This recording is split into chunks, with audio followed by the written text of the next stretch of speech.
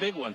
Believe it or not, it rained here in Auburn, and we'll hear more about that as the night goes on. And right now, we'll turn it over to the third member of the broadcast team, Spencer Davis. He has tonight's field conditions brought to you by Brandt Professional Agriculture. Spencer, take it away. Thanks, guys. And like you said, it did rain today, and you can tell this field looks great. It looks lush, it's soft, it's nice and bouncy. But again, it's not super soggy. Again, that dry ground underneath has kept that top layer of soil a little wet, but the field itself is in great shape. So the ball might be slippery, but in general, it's going to dry off. It's a little buggy, but I can't imagine that's going to play too much of a role. But the field itself is in great shape as we get ready to start this one. Guys, back to you.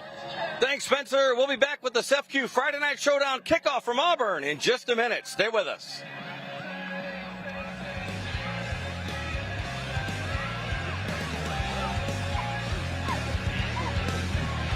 Okay.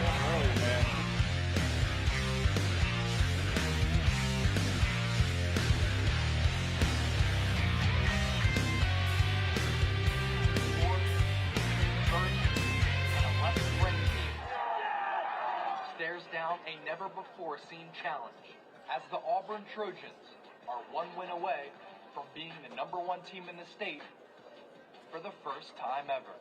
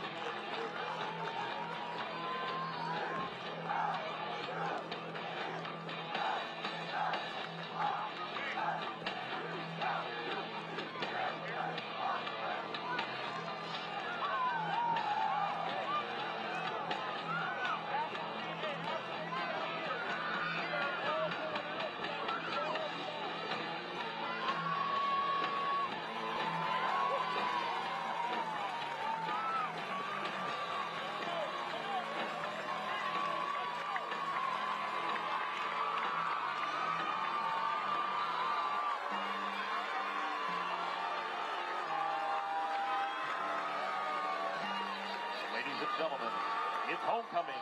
On your feet, and please welcome your Auburn Trojans!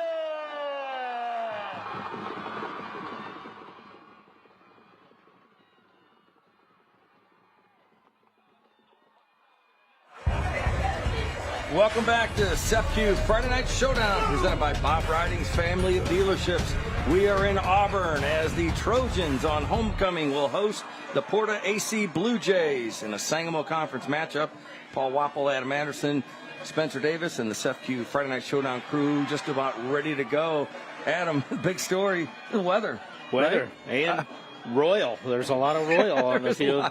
You know, I know both schools are Royal and white, and then you get out there and like, oh, they both got Royal helmets and Royal pants. So we'll do our best here tonight to keep things straight. So I guess they had the homecoming parade started. They had to stop it because of a downpour. They got according to Channel 20, almost 2 inches. At least an inch and a half, maybe 2 inches of rain in an hour and a half or so. But the field, as Spencer says, in really good shape because it's been so dry, and it looks great. Yeah, it looks great. I'll tell you, a grass field looks absolutely fantastic. Again, I love coming out here. I think this is one of the most unique and fun atmospheres in Central Illinois for a football game. Right here off of Route 4.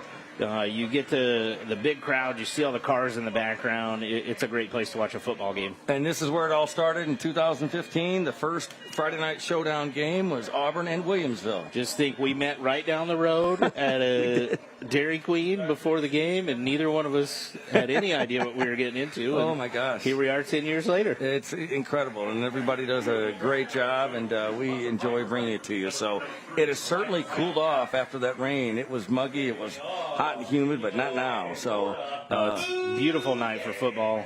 It is. A lot of bugs, though. I mean, we were getting attacked down there, but I'll take it in hard to believe early October. Yeah, I was going to say, hard to believe that's an issue in October. We'll take it. It's not too bad tonight. Good crowd on hand. Like we said, homecoming. They're going to honor the 2015 Auburn football team that was the state runner-up. They had that incredible run. Started 1-3. 1-3, and then didn't lose again until Thanksgiving weekend. Incredible. Dave Bates and the Auburn Trojans. So they'll recognize some of the former players and coaches at halftime. So we're just about set here. The Blue Jays looking to get their third win. They're on the upward trend, and we'll see how it goes. And that is a staff carpet kickoff. All-American floors for All-American homes at the 12-yard line. Trojans get a chance to return it. Tripped up out to the 35 is number 2, Hunter Piper. So a good return for the Trojans. Yeah, patient return, and he was a shoestring tackle away to maybe taking this to the other side of the 50-yard line. So he had a few blue jerseys out in front of him. Let's see who comes out at quarterback for Auburn tonight. Might be the freshman. It might be Asher's a quarterback. Okay. Here we go. Well, it is our freshman, Levi, number 12, Levi Smith.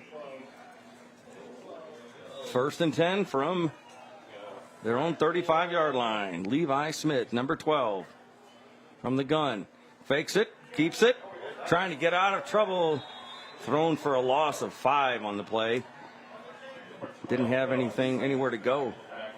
Yeah, linebacker 62, Mason Hubner right there. Didn't fall for the 2 ball fakes as Levi Smith was taken down about 4 yards in the backfield. So 2nd and 15, just like that, for the home team. Pitches left out to the 32-yard line. Good pickup. Still be 3rd and long after the carry that time by Chance Christie. I'm sure we'll call his name tonight a lot. Yeah, leading ball carrier here for the Trojans. They've kind of leaned on the junior there in the backfield. And when you have a freshman quarterback, you need to make sure your run game gets going. 3rd and 12 for the Trojans. Opening drive of the game. Back to pass is Levi Smith. Rolling. Goes back the other way. Complete.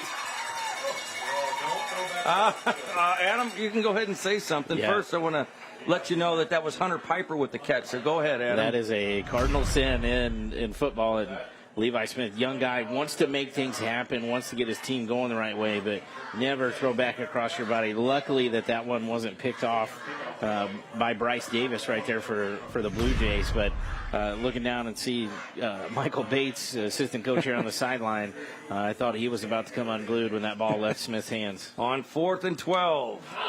Good punt for the Trojans. Nobody back to get it. Takes a Auburn bounce. And the Trojans down it at the 14-yard line. So good field position. And right now we're going to check in with our friends over at the Capillary Career Center for the Educator of the Game. If we're too loud, tell us.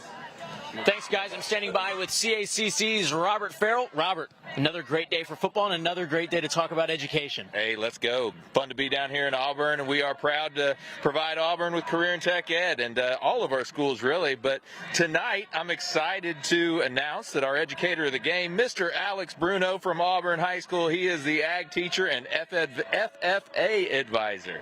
All right, Mr. Bruno, congratulations. First off, talk about what you're kind of doing in the classroom right now. So in the classroom right now, we've got a multitude of classes we're teaching. We've got ag mechanics, intro to ag, animal science, a very wide array of things we're going over right now. We've got some live birds in the classroom right now, some rabbits we're raising. It's a fun time in the school. And talk to me about what it means to be partnered with CACC.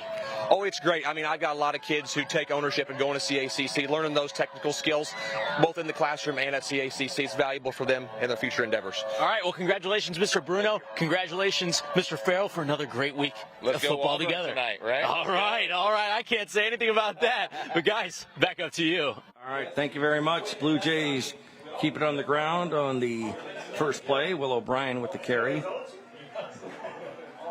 Yeah, you're going to see a bunch of different formations from the Porta Blue Jays. A ton of formations, but a tough running attack that's really kind of led the charge this year. McAnally fires at left side, complete.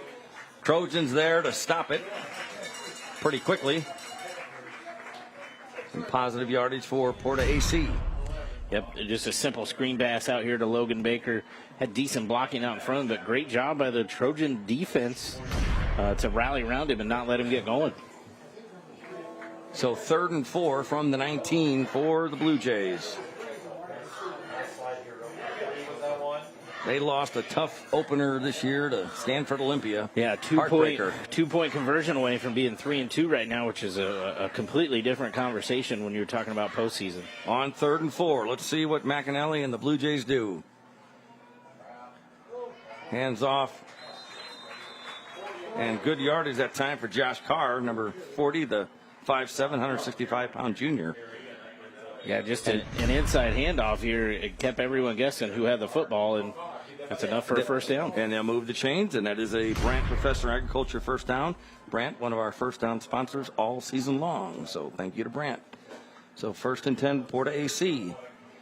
8:56 to go, just started here in the first quarter. McAnally goes under center this time.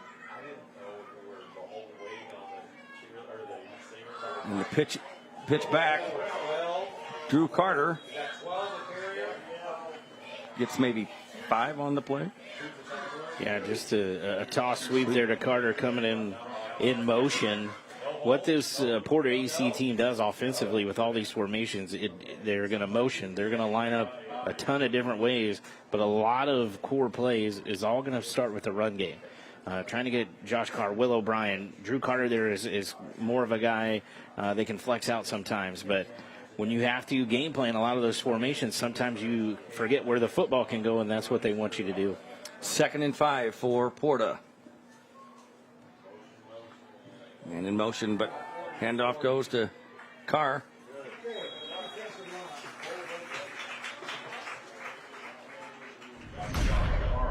Just a simple inside handoff there to Carr. Up front, the Trojan defensive line isn't doing a terrible job. Just got to find the football and who's got it with all these motions and fakes. 3rd and 1 for the Blue Jays. Week 6 of the high school football season already. Yeah, it's a sprint. It's crazy to think we're already here. Auburn got the ball first. This is Porta AC's first possession. They're going to have to get lined up here quickly. They are. Just got it off there. Big hole there for Will O'Brien. And they move the chains. That's a Brandt Professional Agriculture first down. You know, they were up against the play clock right there, and neither one of us was very sure it was going to happen, but quick snap and just, again, an inside trap pull play there offensively to get O'Brien enough room to get a first down. Blue Jays have a lot of juniors. They got some seniors starting, too. They got a lot of juniors. McAnally, the quarterback's a junior, and O'Brien, junior, Carter, Davis, and Logan Baker's a senior. On 1st and 10 from their own 45. Back the throw. McAnally way up in the air. A long time. Incomplete. Dangerous throw. Bryce Davis, the junior intended receiver. He was covered by a couple Auburn defenders there. Great throw by McAnally out to the sideline, either his guy or nobody. He was double covered, but there was a glimpse of an opening here in that window. Ball just kind of sailed on him. Spencer talked about it before. Grass is wet, so that could play a part in how the ball comes out of the quarterback's hands or how it's caught here tonight. 2nd and 10 now for the Blue Jays.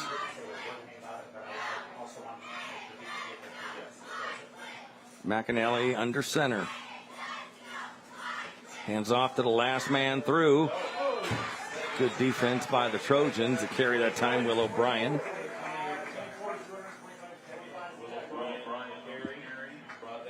You know, up front, if this Auburn defensive line can really limit 1st and 2nd down and put the Blue Jay offense in these 3rd and long situations, I think that will play well for them because this Blue Jay offense wants to run the football. There's no question about it. Yep, they want to eat the clock, like you said, during the previous show. And 6:05 to go, first quarter action. Just joined us. We're in Auburn. On 3rd and 8. Back to throw is McAnally. In trouble. Some pressure. And he is sacked. He brought down hard at the 42-yard line. So punt situation for the Blue Jays. Pocket collapsed on him. Yeah, great coverage downfield. It really took away his 1st and 2nd option and let those Trojan defensive linemen get in the backfield and take down McAnally. Great job defensively on this opening drive. 4th and 12, low snap, high punt for the Blue Jays. The Trojans will let it go. Oh, takes a Porta bounce. Out of bounds at the 21-yard line. So that's where Auburn will start their second offensive possession. Again, we talked about small victories. There's one right there. First offensive drive, you really didn't even let them get in a rhythm to do much if you're Auburn. So got to be happy about that. I'm sure Coach Gardner has talked to his freshman quarterback, first snaps, varsity game, and it's on TV. So I'm sure maybe a little nerves there. Yeah. So hopefully he's calmed down here on this second drive of the game. All right. 1st and 10 for Levi Smith and Auburn. Low snap. Smith looks to throw, fires it right side, complete. Stopped pretty quickly, but a good catch that time by Hunter Piper. Hey, that's a heck of a throw. You're going That is. one sideline to the far one, so that's 15, 20 yards in the air, even though it was a 9-yard gain. I had heard about Levi Smith, the freshman quarterback, and getting to see him up close. The future is going to be bright here at Auburn. 2nd and 1 after the big pickup. Handoff, whistle. Flag. Somebody move. I think we're going to get encroachment here on the Blue Jays. Offside. Defense. There it is. Right. So that 5 yards for the Trojans.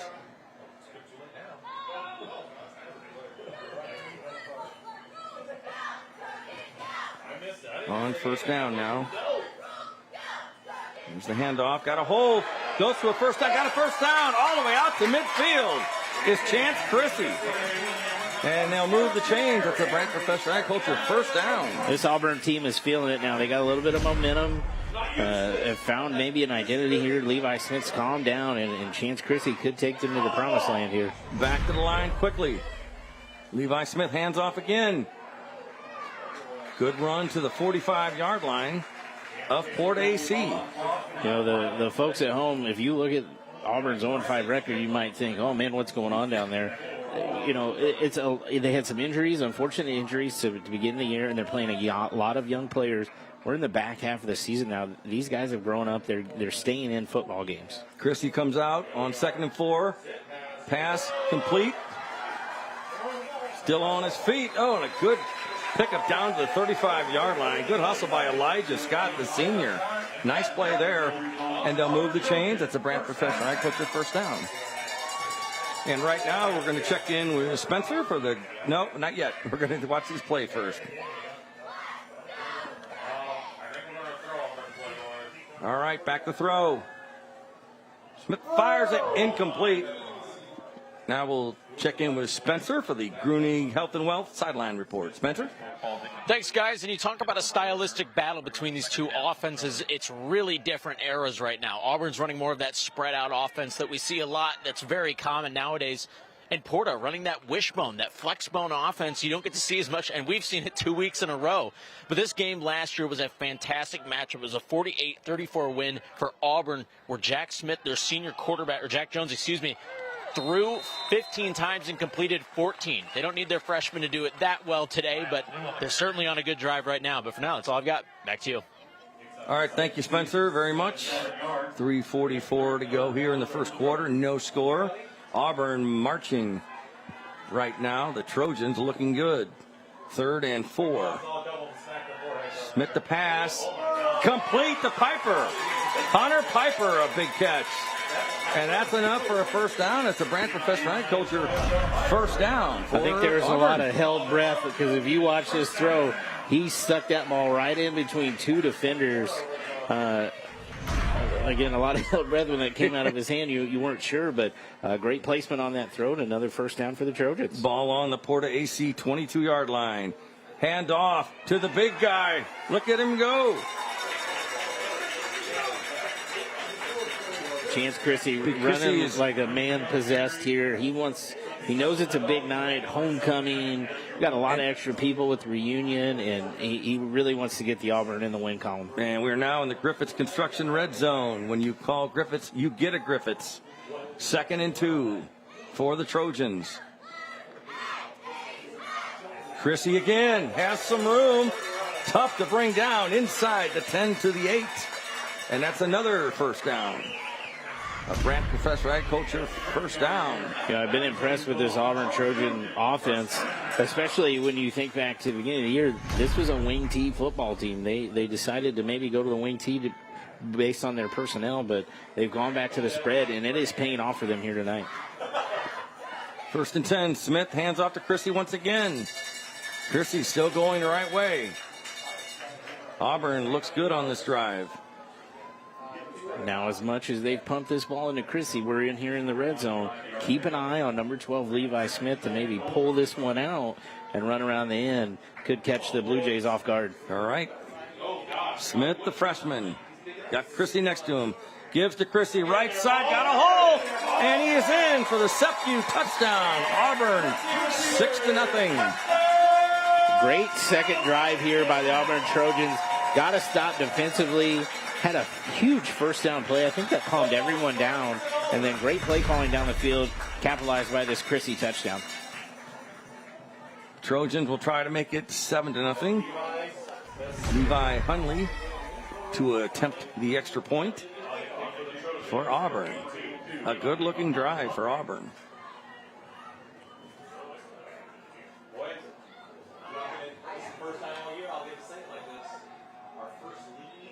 And the extra point attempt is up, and it is good. 7-0 Auburn. We'll take a break.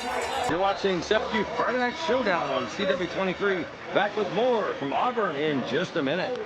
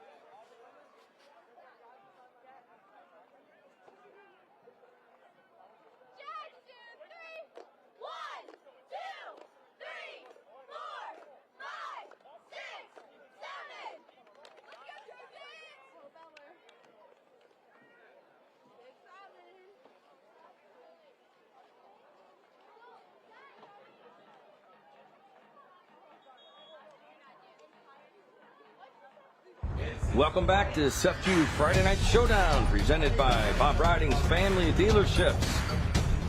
The Auburn Trojans strike first, 7-0 here with 2:04 to go in the first quarter. And I tell you what, the Trojans look like anything but an 0-5 team. Absolutely. You knew they were going to be fired up and come out on all cylinders here on homecoming.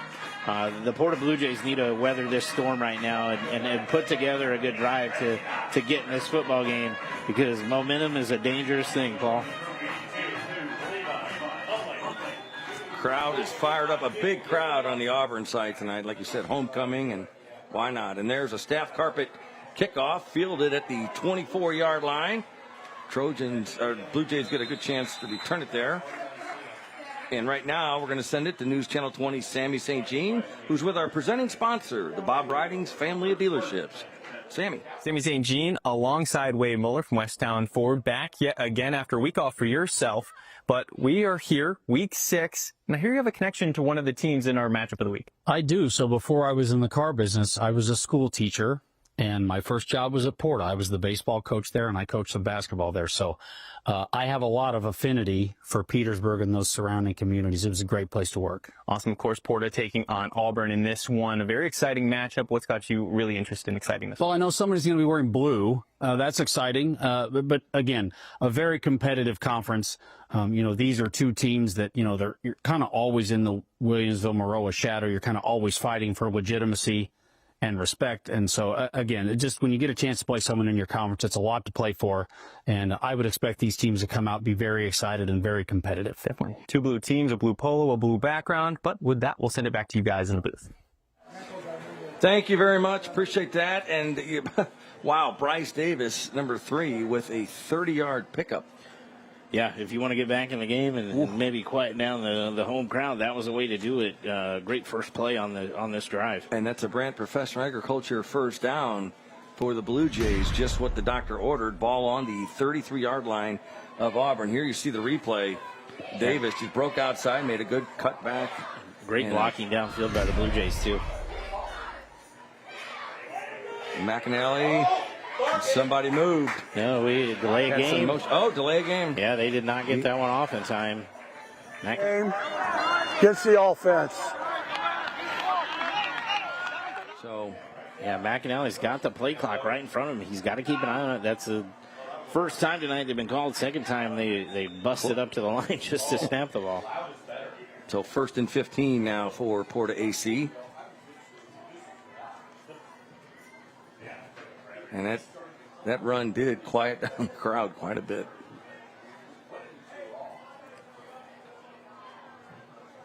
McAnally back to throw. Looks right. Got his man and frustrated. He slipped, and that might be that wet grass. We haven't talked to Drew Carter. Haven't had wet grass all season. Yeah. Anywhere, right? Haven't had to talk about that. He's just frustrated, but made the catch. Just couldn't turn upfield. So 2nd down and 14. Gets one harder and yard on that play. Carter, the junior.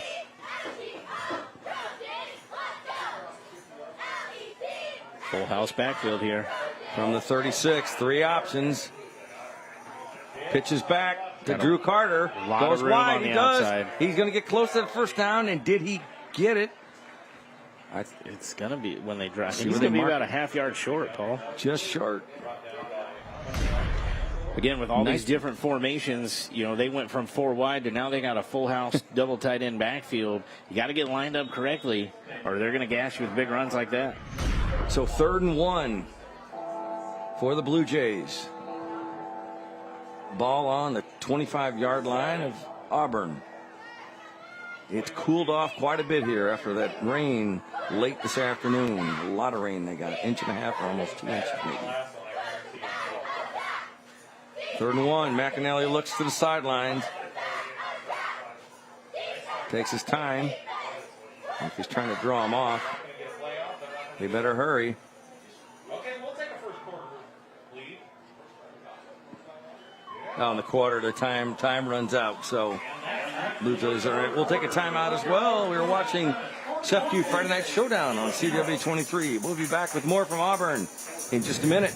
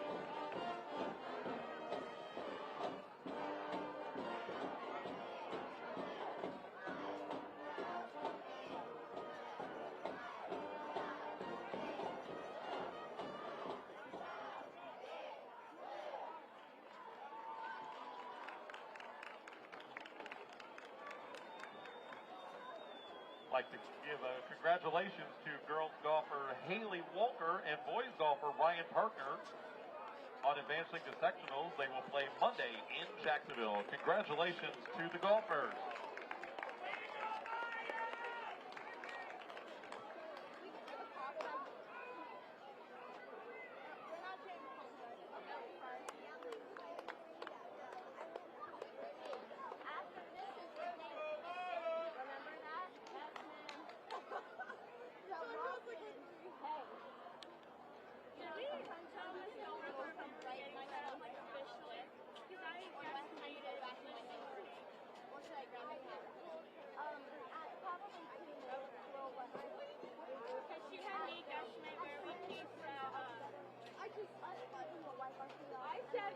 Welcome back to SEPQ Friday Night Showdown, presented by Bob Riding's family of dealerships. Paul Waffle, Adam Anderson, Spencer Davis, and the whole SEPQ Friday Night Showdown crew. Look at that. What a great, great shot of the sunset golden in hour Auburn. shot here in Auburn. Beautiful. Oh, my gosh.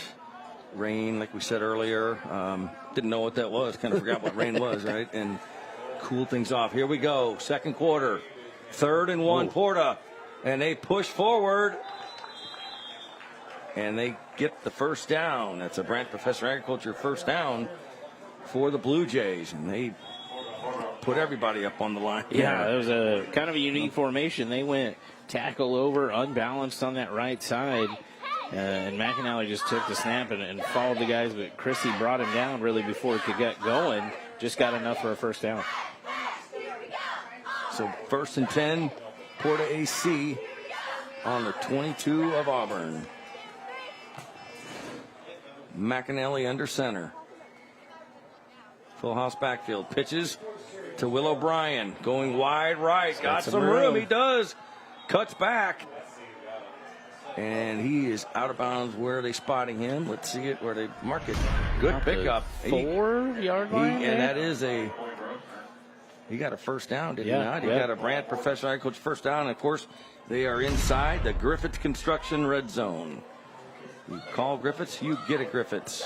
What the Blue Jay offense has really kind of exploited on this drive is when they're going to these full house backfields, Auburn's getting really tight in there with them, and then these pitches to the outside, their running backs are quick enough to have a ton of room to get open on the outside. 1st and goal, Porta. There's the handoff to Drew Carter. And a late flag on the play. I think you're going to get a personal foul on the Blue Jays.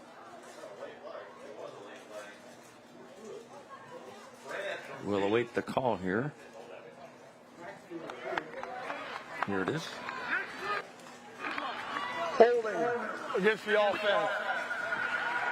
Holding is the call. Came in late there with a lot of bodies, so couldn't really see what was going on. So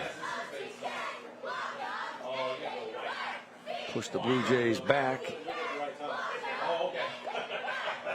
So now the ball's on the 15-yard line, and 7-0. In case you just joined us, Auburn. I guess that penalty happened at the. I'm trying to. It feels like they went back, a lot, a ways from where the ball was. So, okay. He keeps it himself. Does McAnally goes wide right, got a room, and he is in the end zone. Touchdown! It's a SEPQ touchdown for the Blue Jays, 7-6. Great play fake on the jet sweep. McAnally brings it around in. Had a few white jerseys in front of him. Good rebound there after the penalty to get in the end zone for Porta AC. It certainly was. And they will be going for 2, I would imagine. They did every time last week against Pleasant Plains when I watched the film. And Coach McAnally told you they don't really like to kick. They don't like to. So, and look at this. They're going for 2. Yep. There's the handoff, and I think he's going to get it. He's in. The 2-point conversion is good. It's Josh Carr. 8-7 could be a big factor in this game. We'll take a break. 8-7, Porta AC over Auburn. Back with more in a minute.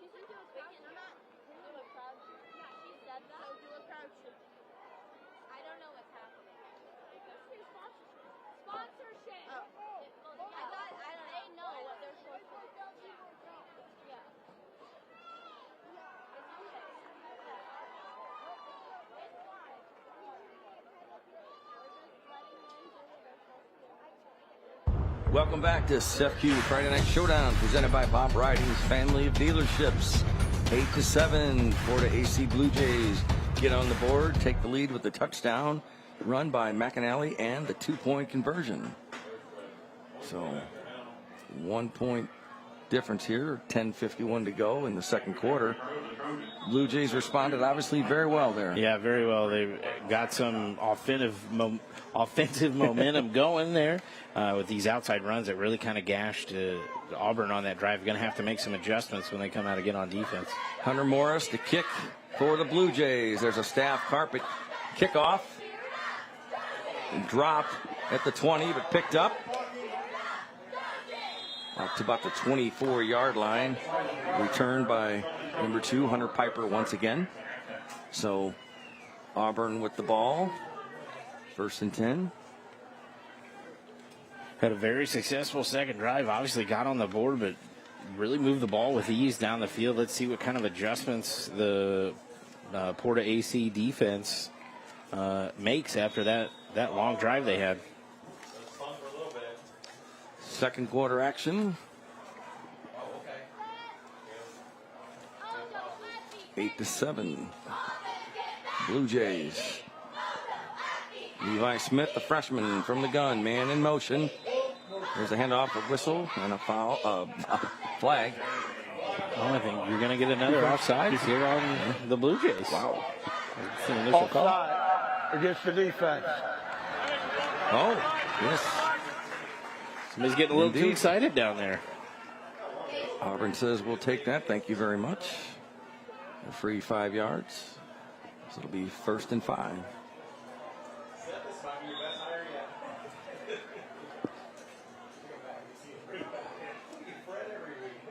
Smith, the freshman, hands off.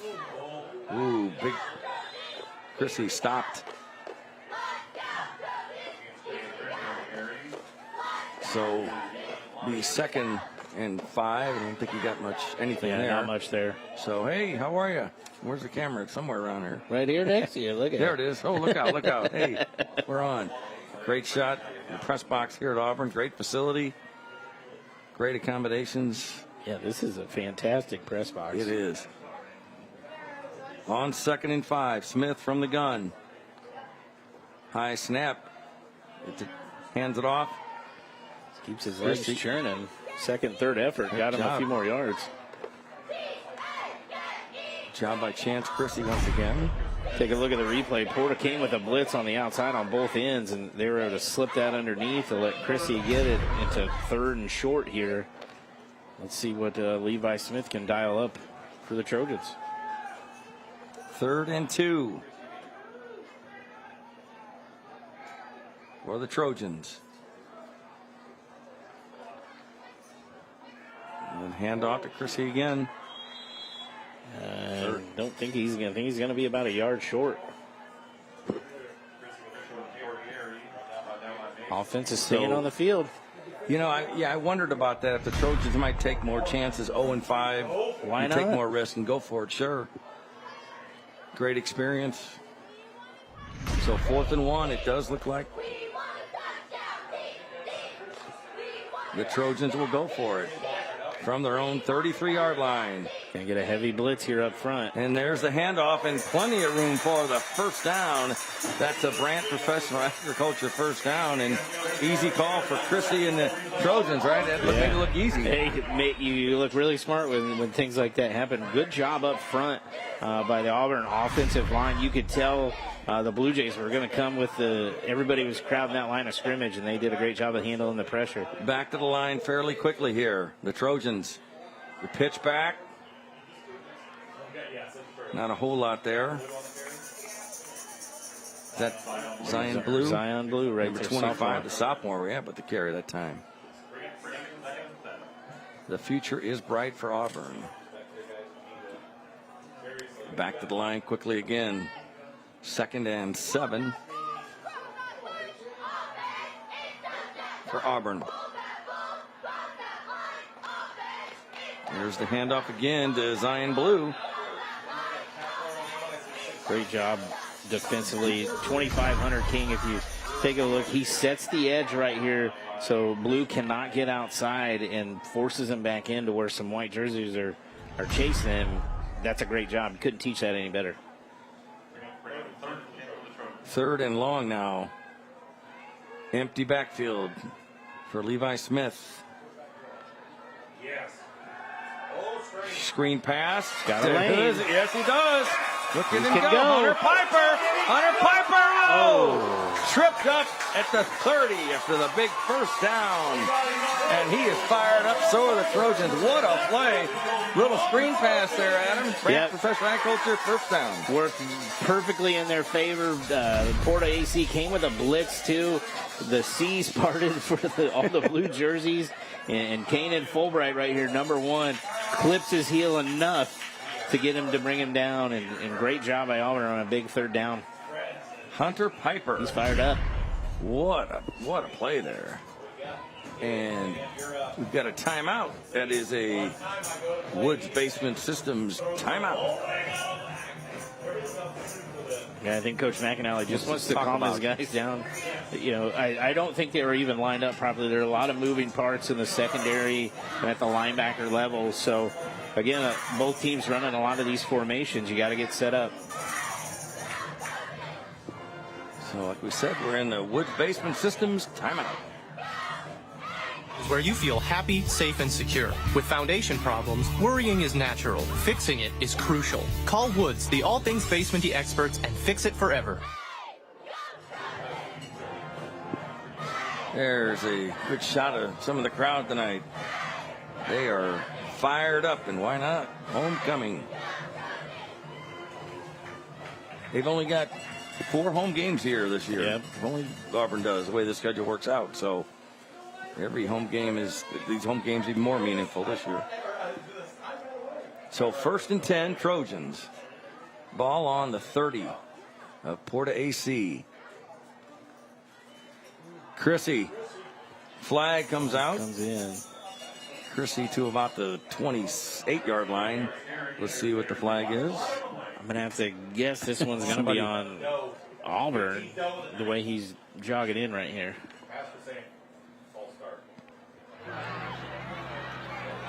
Illegal formation, 5 in the backfield against Blue. All right. So I wonder if a receiver here on the outside wasn't close enough to the line of scrimmage to be, said he was in the backfield. So that makes it illegal. So it'll be 1st and 15 for Auburn. They trail 8-7 here. 2nd quarter.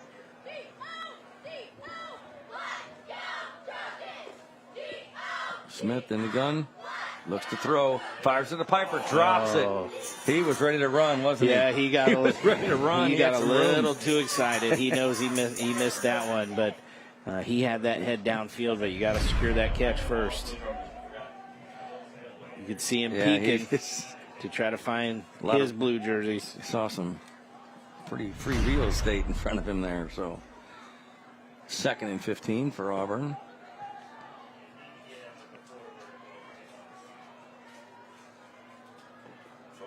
Smith to throw again. Looks, has time. Got a man left side. He catch it? In and out of his hands. He had it. Came out of his hands. Ledger Munns, the junior, had a chance. It went in and out of his chest. Threw that one up there. Went right over Blue Jay defender hand. Number 9, Logan Baker. Tipped it. Made it even tougher for Munns to try to haul that one in. So now we got 3rd and 15 from the 35 of Porta AC.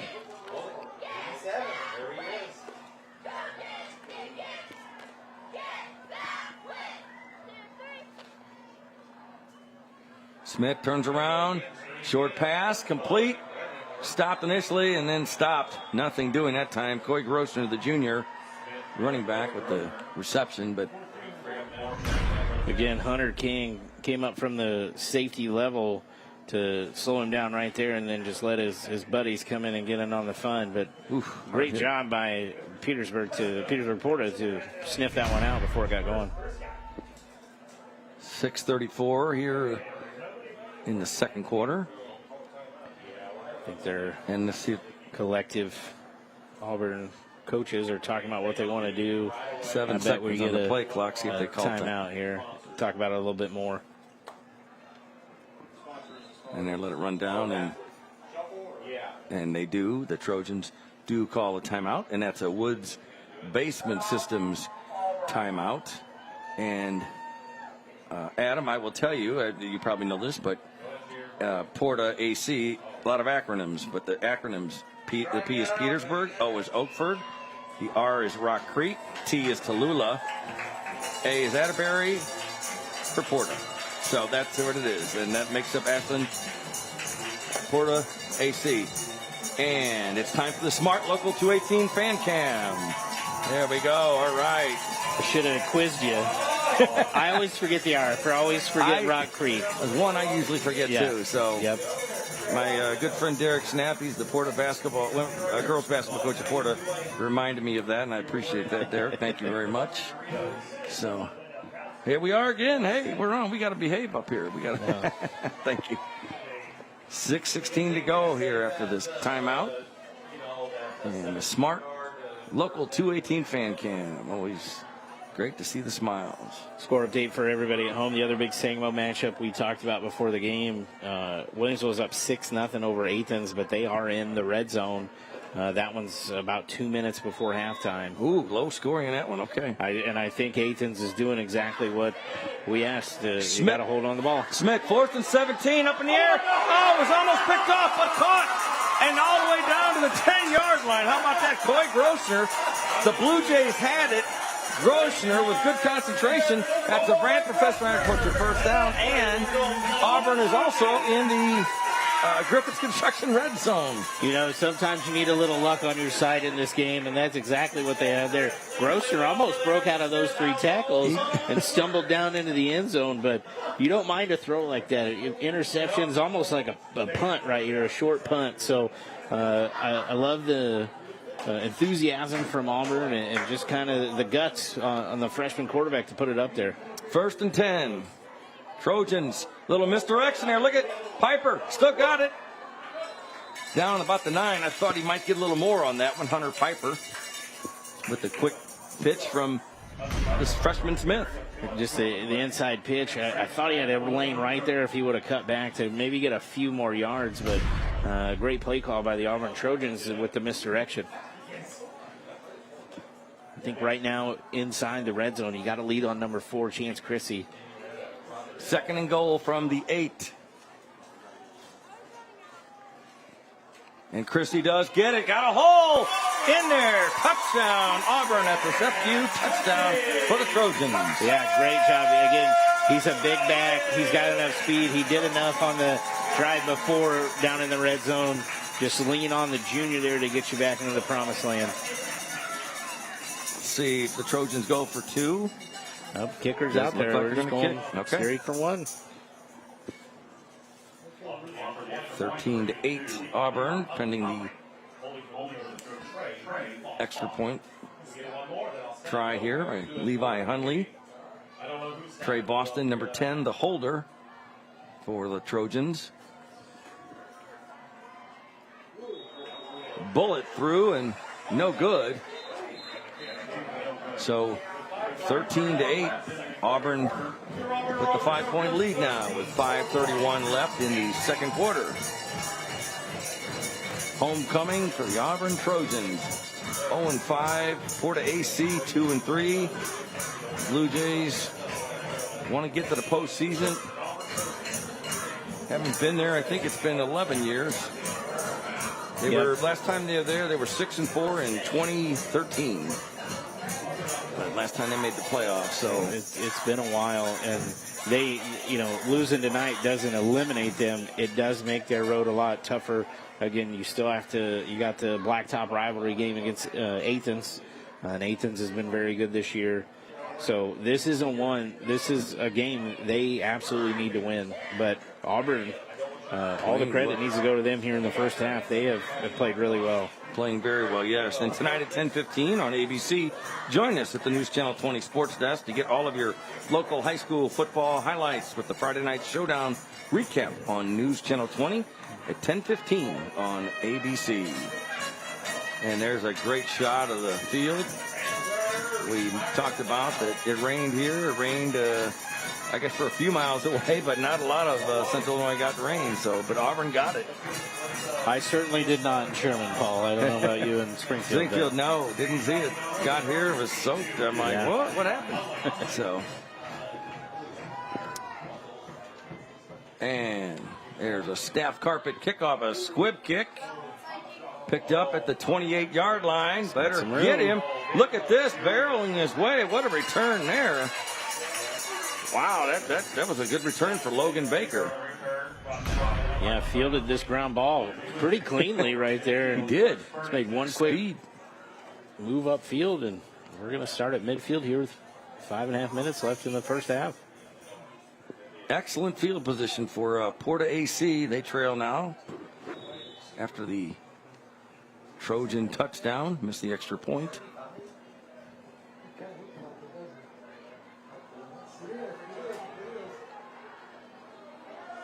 Lane McAnally, his dad is the head football coach at Porta AC.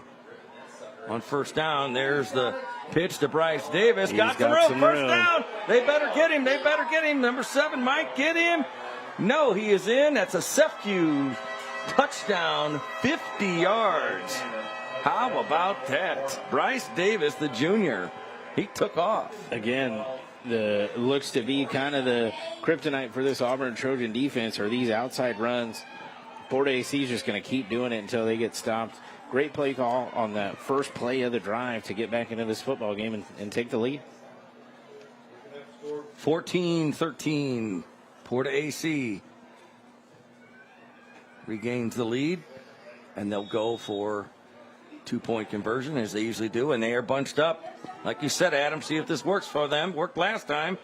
Oh, no, I think they're stopped. Wait a minute, second effort. Let's see. You got a lot of politicking going on. Josh Carr, is he?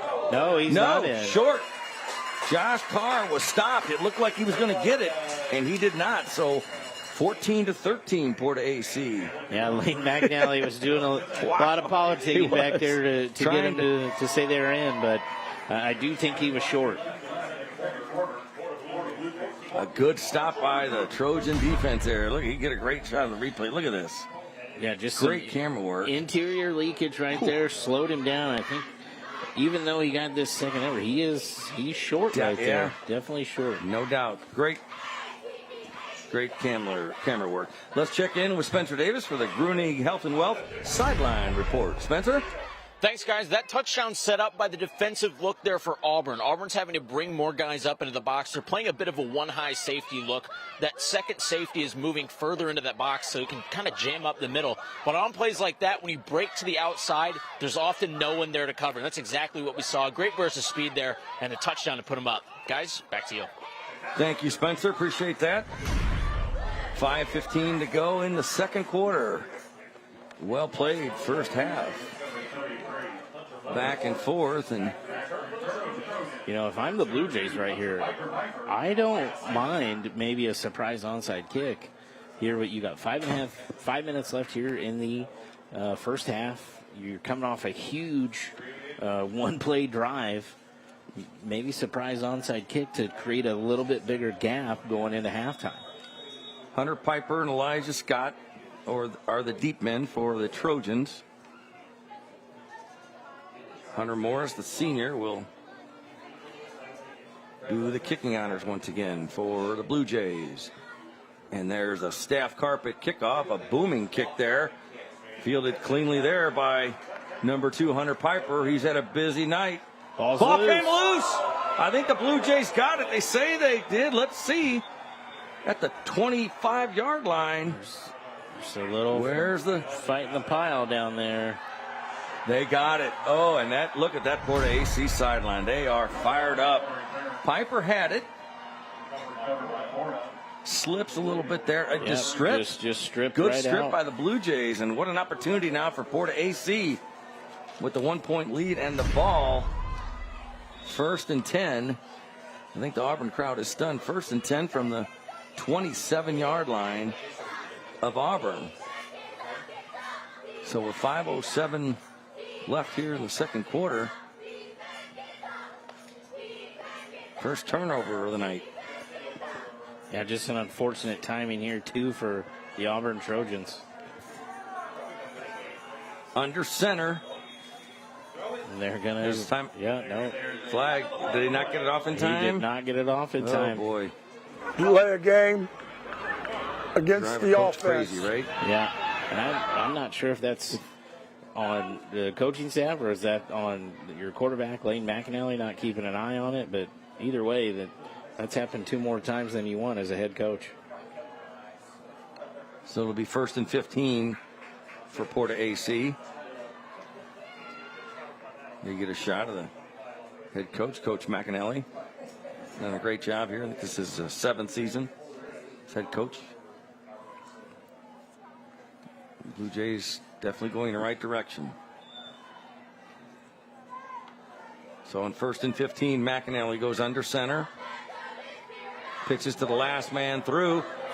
Got some room to about the 27-yard line to carry that time with Drew Carter. Again, a trio of guys that can come at you. If you count Lane McAnally, who can definitely do damage with his legs, that's 4 different players in the backfield you have to keep an eye on every play. We talked about that, during the preview show, and they have a lot of weapons there, a lot of choices, a lot of options, and they use them all. They have so far tonight. Clock running, 4:29 left in the second quarter. Carr in the backfield now, and he gives to Carr. McAnally does. Carr barrels his way for some hard-fought yardage to about the 23-yard line. So it'll be third and manageable for the Porta AC Blue Jays. You're definitely in 4-down territory here, so you can be cognizant on what you call on here on 3rd down, knowing you're most likely going to go for it on 4th. 3rd and 7, we'll call it, for Porta AC.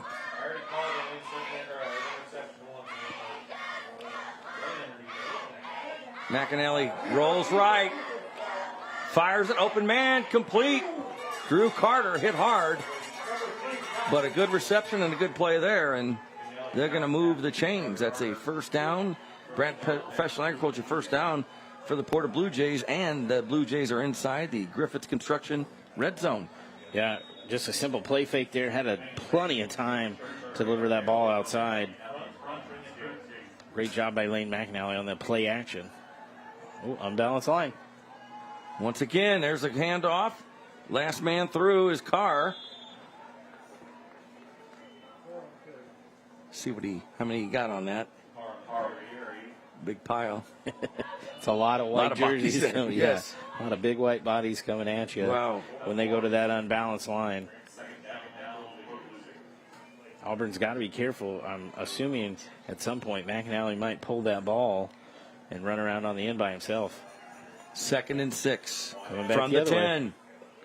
There he is again, Carr. Tough to bring down. He says he's 165. He plays bigger than that. Yeah, he looks much bigger than 165. And, I don't mind what Coach McAnally's doing right here. It's, what, I'm going to do this, and if we can get 3-4 yards at a time, I'm going to do it till he stops me. That's exactly right. And a timeout. That's a Woods Basement Systems timeout on the field with 2:37 to go. So you got 3rd and short, Adam, from the 5-yard line. You can get a first down, of course, without scoring a touchdown. You got 2:37 left. Yep. I think, regardless, first down, get a stop here. Porta AC has to be cognizant of the time.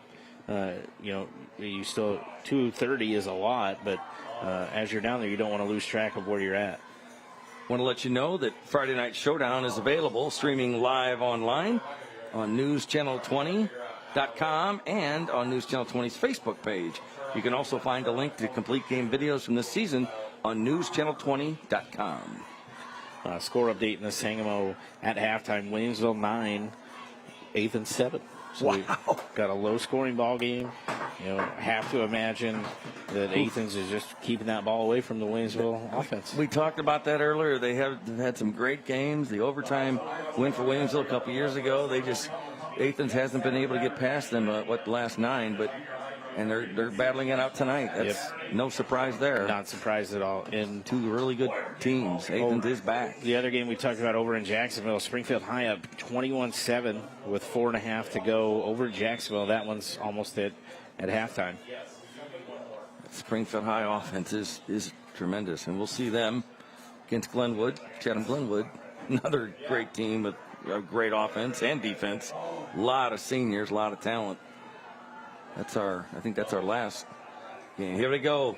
Blue Jays up to the line quickly. There's the handoff to Carr. They're not going to stop him at all. I think they did. He's in for the touchdown. A SFU touchdown, 5 yards. Porta adds to its lead. Porta AC does. Great job after the turnover to, again, extend this lead going into halftime. Just a kind of bully football right here. We're going to line up a bunch of guys on one side and go after you until you stop it. That's exactly what they did as they capitalized on that drive.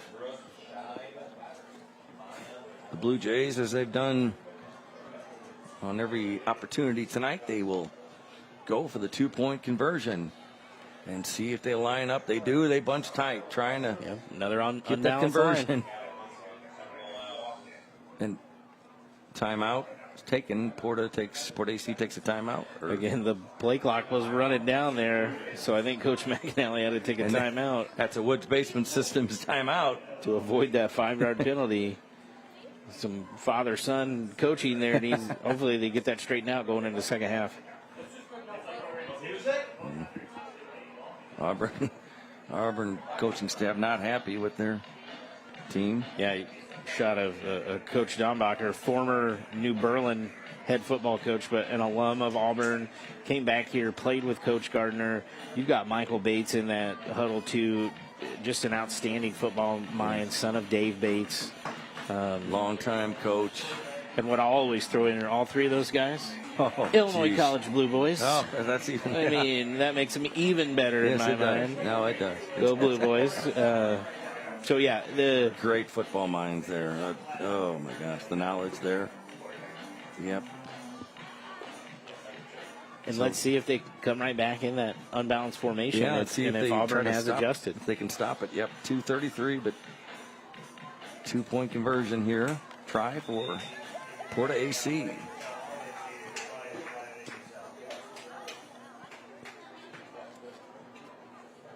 Trying to make it 22-13. Again, taking a long time in this huddle right out of a timeout. I'm surprised. So they're going to have to hustle up there. And maybe that's by design, so they catch them off guard. Keeps it himself. And he's in. And he's in for the conversion. How about that? Lane McAnally. 22-13. Porta AC. And McAnally's fired up, and why not? Yeah. That conversion worked. Called his own number there and had enough push from that center position to get him in for the 2-point conversion. So 22-13. I didn't think we'd see this many points in the first half, but offenses are doing pretty well. They're clicking. Yes. A lot of time left on the clock here for the Auburn Trojan offense to maybe drive down and get this within a 1-score game. We'll keep you updated on some other scores in the area as we have them. SHG home tonight. They're going to honor the first state championship team. Yeah, football team. I listened to Ken Leonard this morning on the morning huddle with Darren Pritchett, and I grew up around here. I just kind of forgot that 2005 was the first time he had won a state title, and what kind of a big deal that was. And then he wins 5 more after that, but. I had thought of it's something I probably knew, but I just didn't realize. Obviously great coach, all-time winningest coach in the state of Illinois, and yeah, they had so many close calls. 1995 and a couple other times they go down, and then everybody thinks 04 they were going to go, and then Jacksonville upends them in the playoffs, which was a fabulous game. I actually got to attend, and Then in 05, they break through. Sure did. And there's a staff carpet kickoff, and it's a bullet to Piper. He's got it, the 25, 30. Push back to about the 28-yard line, and with 2:23 to go in the second quarter, that's where Auburn will get the ball. So 2 other Sangamo scores. New Berlin had a 14-12 over Olympia. That one was in the second quarter at last check. And then a shocking score to me, Riverton at Pleasant Plains. It's 0-0 at halftime. Wow, that is You don't see that in high school football a whole lot.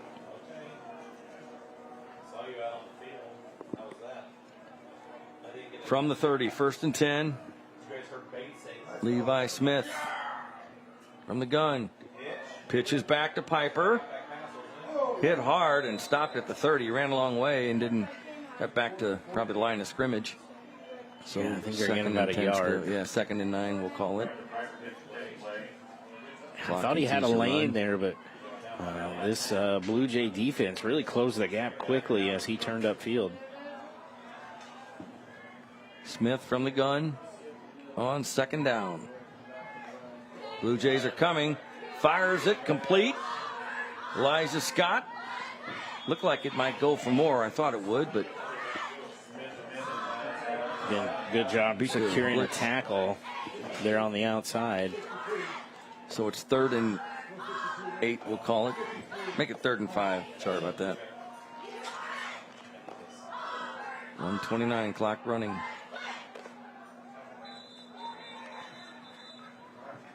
Timeout. Yes, timeout called. Yeah, I think that's a Woods Basement Systems timeout with 1:25 left in the first half. Looking down here at the Auburn sideline, I don't think they were lined up correctly. And great job by Coach Gardner to call a timeout there before a potential penalty was called and made this 3rd down even longer. And we were talking about a lot of things, 10-year anniversary, Friday night showdown, football, and all started here at Auburn, Williamsville. What was the score? 31-28? You said that the first game we did? 31-28, first game we did here. I remember the ball got batted down in the corner of the end zone. That would have been Drew Chance, quarterback for Auburn. Williamsville would have had Vince Vignali, Jace Franklin. It's incredible to think that 10 years ago when we started this, I wasn't even a dad yet. I had one on the way. We were talking about that. Yeah. Now she'll be 10 later this month. Happy birthday. On 3rd and 6. The pitch goes back. Is he going to throw it? He does. Got a man open. Piper's open. Got a flag though. Piper down at the 27-yard line. Flag. I wonder if it was offensive interference. I think. Or defensive pass interference. Let's see. They're preliminarily pointing back at Auburn. So I think it's going to be on Piper if I had to guess here based on where the flag was thrown. Heck of a play there. Offensive pass interference. That's what the call was. And the throw, it was what a well-designed play. Evan, check that. It was well done. Trey Boston threw the pass. Piper. Yeah, we didn't see what the potential push-off was there on that replay. But they're saying Piper 2-arm shoved him low to break free. I thought, honestly, from my view, it could have gone both ways because I thought Drew Carter had a hold of Piper anyways, and he did that just to get loose. So after all of that, here's the replay. See if we can pick it up here. There's Piper to the right of your screen. See, right here, he gets bumped by Carter. Kind of incidental contact right there. I don't know if that warrants a pass interference. 3rd and 20. Smith dumps it off to Piper. Gets to the 26-yard line. Still got a long way to go. 46 seconds left in the second quarter. And I think a timeout has been called. Yes, it was. Yep. There's a Woods Basement Systems timeout. Hey, what? Both teams used their timeouts here in the first half. Yeah, we actually moving pretty quick here for the first half, but Coach McAnally had one to burn, wants to call a timeout so he can potentially maybe set up a punt block here, and then they're going to have some time, probably 35 seconds, to get the ball back on offense and see if they can get in the end zone before halftime. They're going to start with the ball in the second half, too.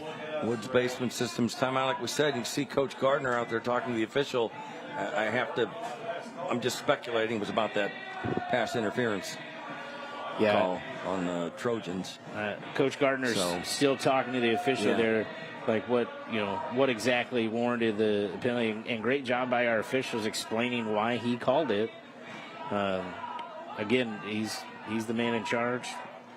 This whole sideline might not agree with it, but that was the call that's made, and you got to move forward. So 4th and 13. Trojans, trips right. He's still unhappy about it.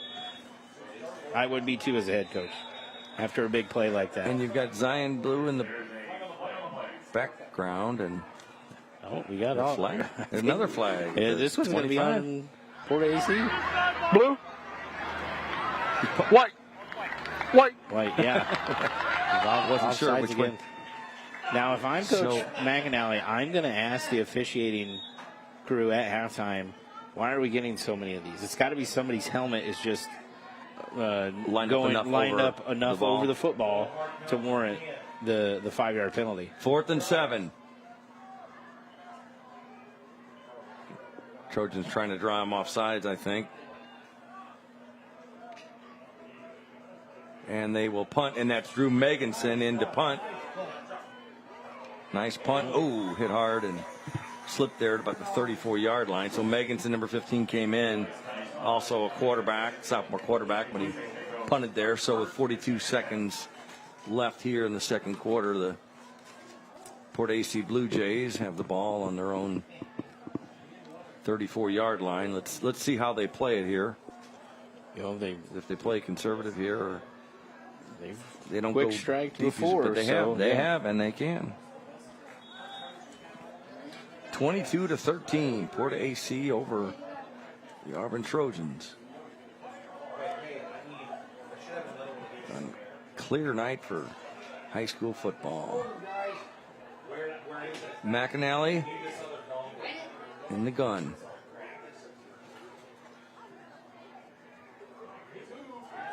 Carter was in motion. McAnally going to throw in between a couple defenders, tipped and incomplete. Had his hands on it. Drew Carter could not hang on to it. Yeah, tough catch to make. Yeah, that's a dangerous throw in between two defenders. Carter did a great job just to go up and get his hands on it first, but into double coverage. So 2nd and 10. 35 seconds left here in the second quarter.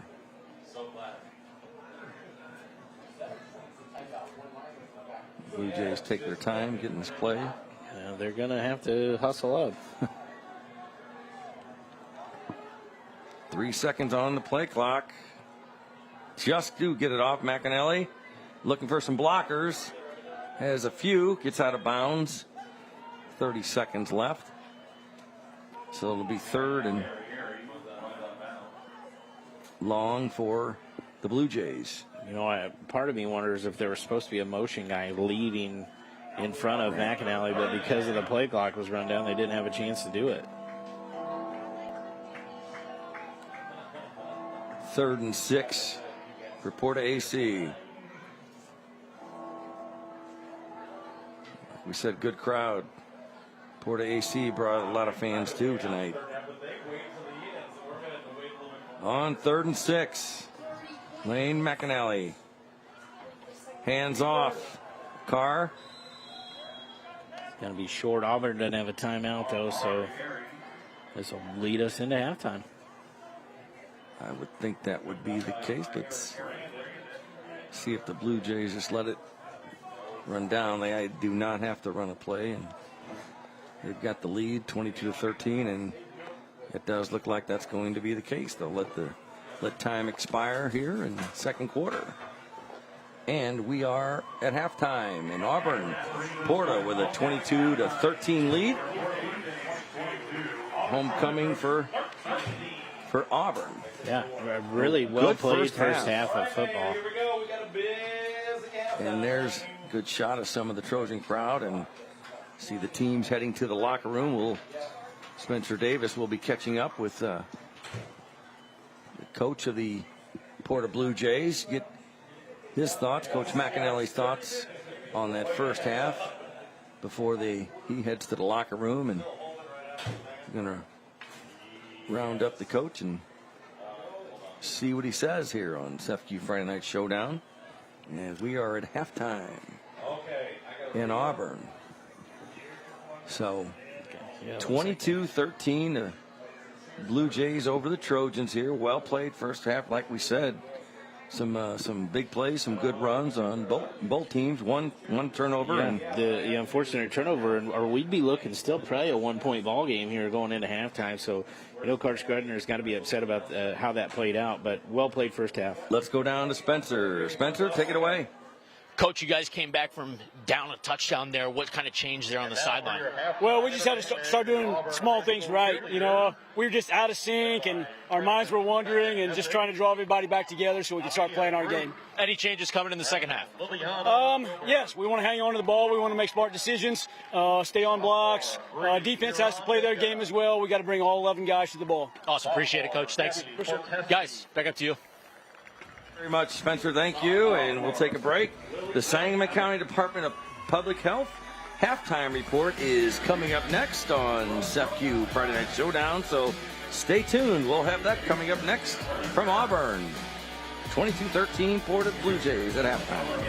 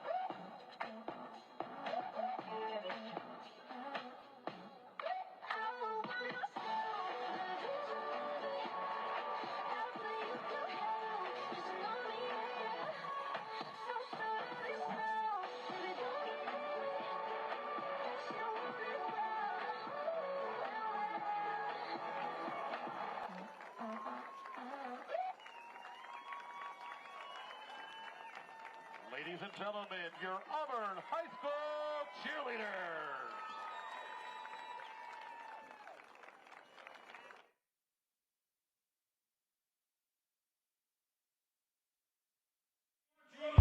You're watching the Sangamon County Department of Public Health halftime report on Friday Night Showdown.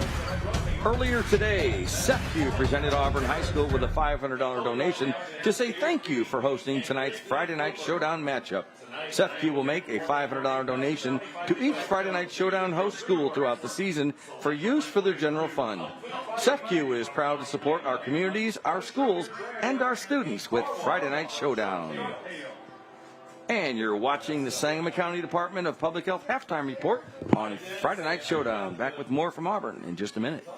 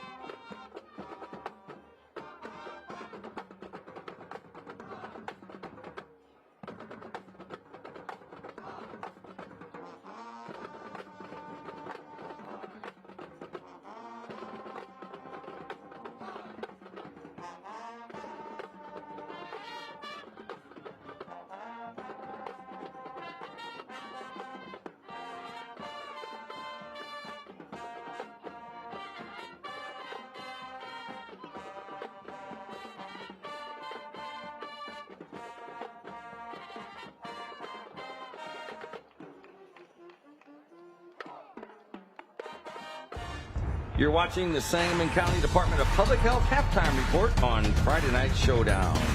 And I want to let you know that this week's law offices of Frederick W. Nestler and Associates Scholar Athletes are from Auburn, Jacob Barth. Jacob is a 6-time IHSA All-State track athlete and a 4x400 state champion. He's a member of the National Honor Society, the Business Club secretary, and a high honor roll student. Jacob volunteers with Trojans Food for Kids and is the co-leader of FCA. And from Porta AC High School, Maggie Zimmerman. Maggie holds a 4.5 grade point average and ranks 4th in her class. A multi-sport athlete, she's a 2-time state qualifier in the 3200 and team captain. She's active in National Honor Society, band, choir, student council, and cheerleading, while also volunteering as a lifeguard and serving at her church. These students are also eligible to win a $5,000 scholarship to be presented at the end of the season, courtesy of the law offices of Frederick W. Nestler and Associates. They are proud to support and encourage exceptional student athletes across Central Illinois. Congratulations to both of this week's Scholar Athletes. And right now we'll go down to Spencer Davis. Spencer? Thanks, guys. I'm standing by with a couple of representatives from our rival schools tonight, and we're going to start with our host, Mr. Darren Root. Darren, you're telling me about some new science labs and projects. Yeah, the Sangamon County passed the facility sales tax a few years back, and the money is distributed by enrollment, and so it's nice that we're able to improve the facilities. And this summer we did the science labs in the high school, state of the art. There's 3 rooms. We gutted them from the floor to the ceiling, and it's a really nice addition. Well, we're going to go over to Porta now, and I understand that you guys are helping veterans. Yeah, so we end up supporting an honor flight through pastry puffins that our history club sells, and we support the honor flight in Menard County. And the honor flight is where veterans go to Washington, D.C., and they go to their memorial of the war that they fought in. And then it's all paid for, expenses paid for. It's a really cool thing. Wow. Okay. Well, thank you so much for that. And now, Darren, talk to me about what it's like, having a game like this, a couple of really good football programs going against each other on TV. What a neat time to have rivalries that go against each other. Got a great crowd tonight. It's our homecoming. And just to be out for a game like this and to be able to have it aired on TV is just an amazing thing for small-town football. Well, we can't thank you enough for hosting. Mr. Leisner, talk to me a little bit of the same thing. Yeah, I think it's really cool for our student athletes and our coaches to kind of get to show people what they've been working on, and it's been a great game so far, so hopefully they keep it up. Well, best of luck to both of you guys. Thank you so much for your time, but for now, guys, back to you. All right. Thank you very much, Spencer. We'll take a break. You're watching the Sangamon County Department of Public Health halftime report on Friday Night Showdown.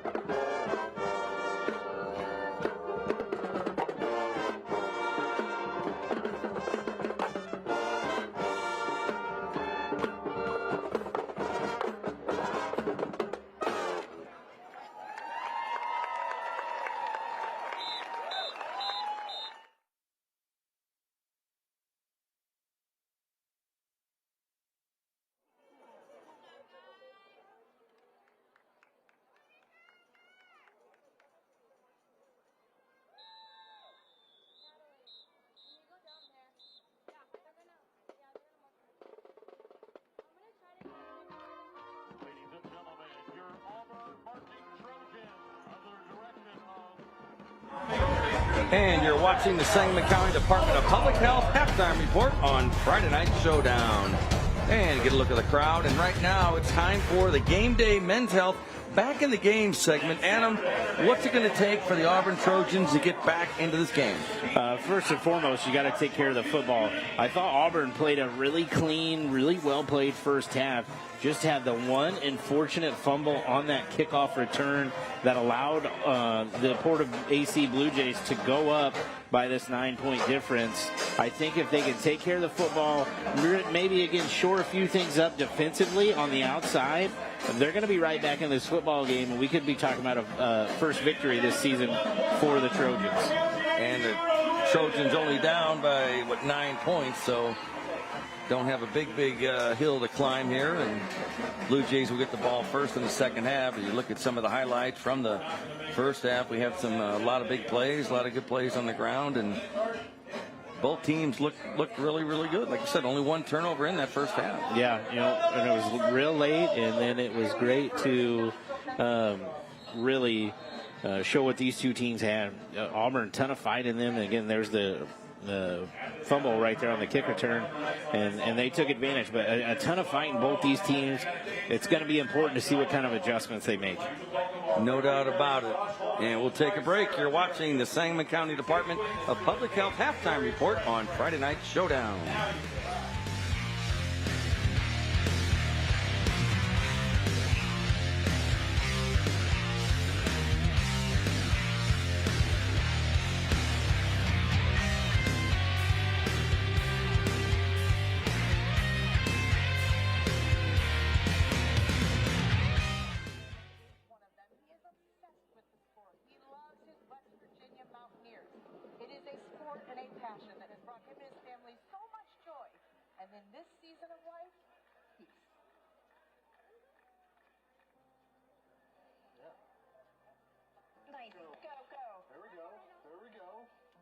I am a 6th grade special education teacher. This is pretty big.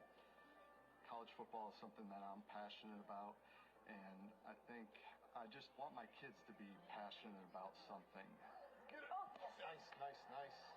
There are very few things Josh Holman loves more than college football, but his wife and college sweetheart Sarah is certainly one of them.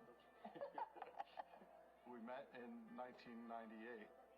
I remember going over to his apartment every Saturday and hanging out, chilling, just watching College Game Day. I wasn't sure if I was going to land her by sitting around all day on the couch watching college football and watching Game Day, but she was on board, so I think I knew I had to keep her at that point.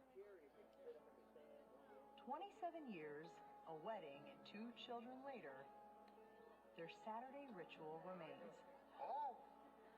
Nice! Drilled it! And this summer, with a new football season on the horizon, he saw an opportunity to share this passion with his students. I can remember telling Sarah, I think we're doing this. And she's like, oh yeah, you got to do that.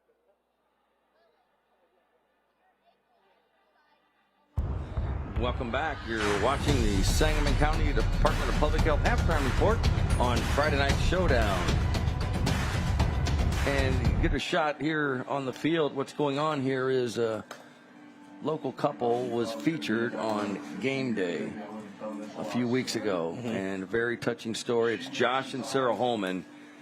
Josh is a teacher, and his wife is battling cancer, and they were recognized by Pat McAfee and all of them. There's a video that's being played here at Auburn, and you see the Holmans watching it along with just about everybody else here. I saw this segment last night on YouTube, and it's just very touching, very incredible, a great story, and Game Day honored them. They flew them out there to the Game Day set, the site, and just a very, very touching and moving story. And she's battling cancer, and as you can see, everybody is just checking it out on the screen here. So just what a powerful story, and a courageous couple, and they're not fighting this battle alone. So they are recognizing them here at that's halftime. the kind of cool part about it. Superintendent Root talked about how neat it is to get a small school football on TV.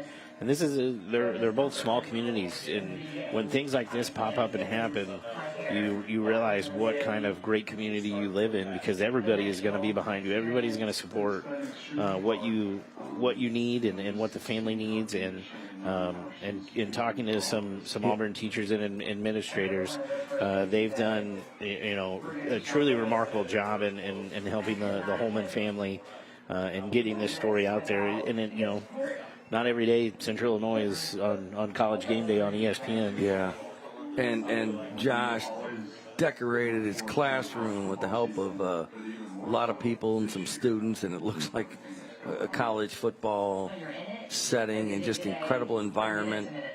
Not sure how much I'd learn in that environment with all that cool stuff he's got in his classroom. But just a very, very moving story, and obviously our thoughts and support and everything is with the Holmans as she battles cancer here. What a great shot of the folks watching the big video screen here. Pretty incredible to have this kind of scoreboard now screen at these high schools like Auburn, but what a great night. Sarah's battling, and I think she's finished her treatment for now. I think hoping for the best. Coach McCoy said that she just finished up her treatment, and everything seems to be going great. So that's great to hear.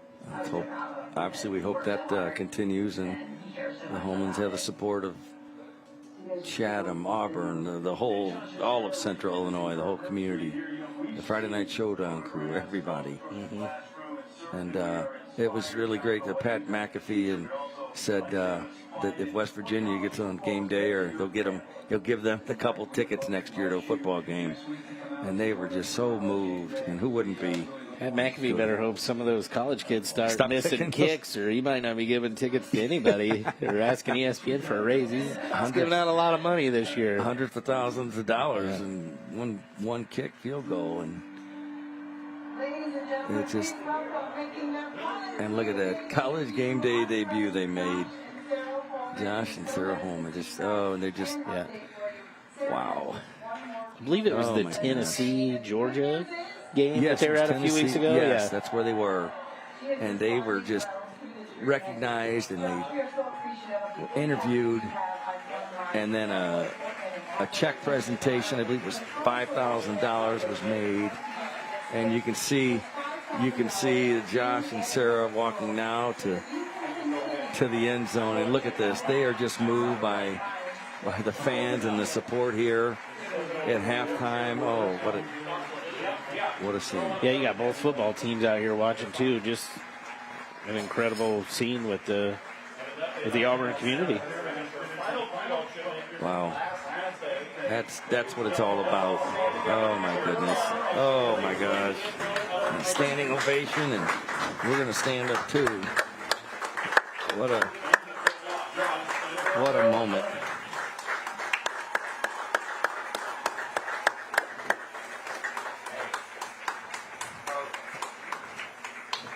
You talk about support, it doesn't get any better than that. No.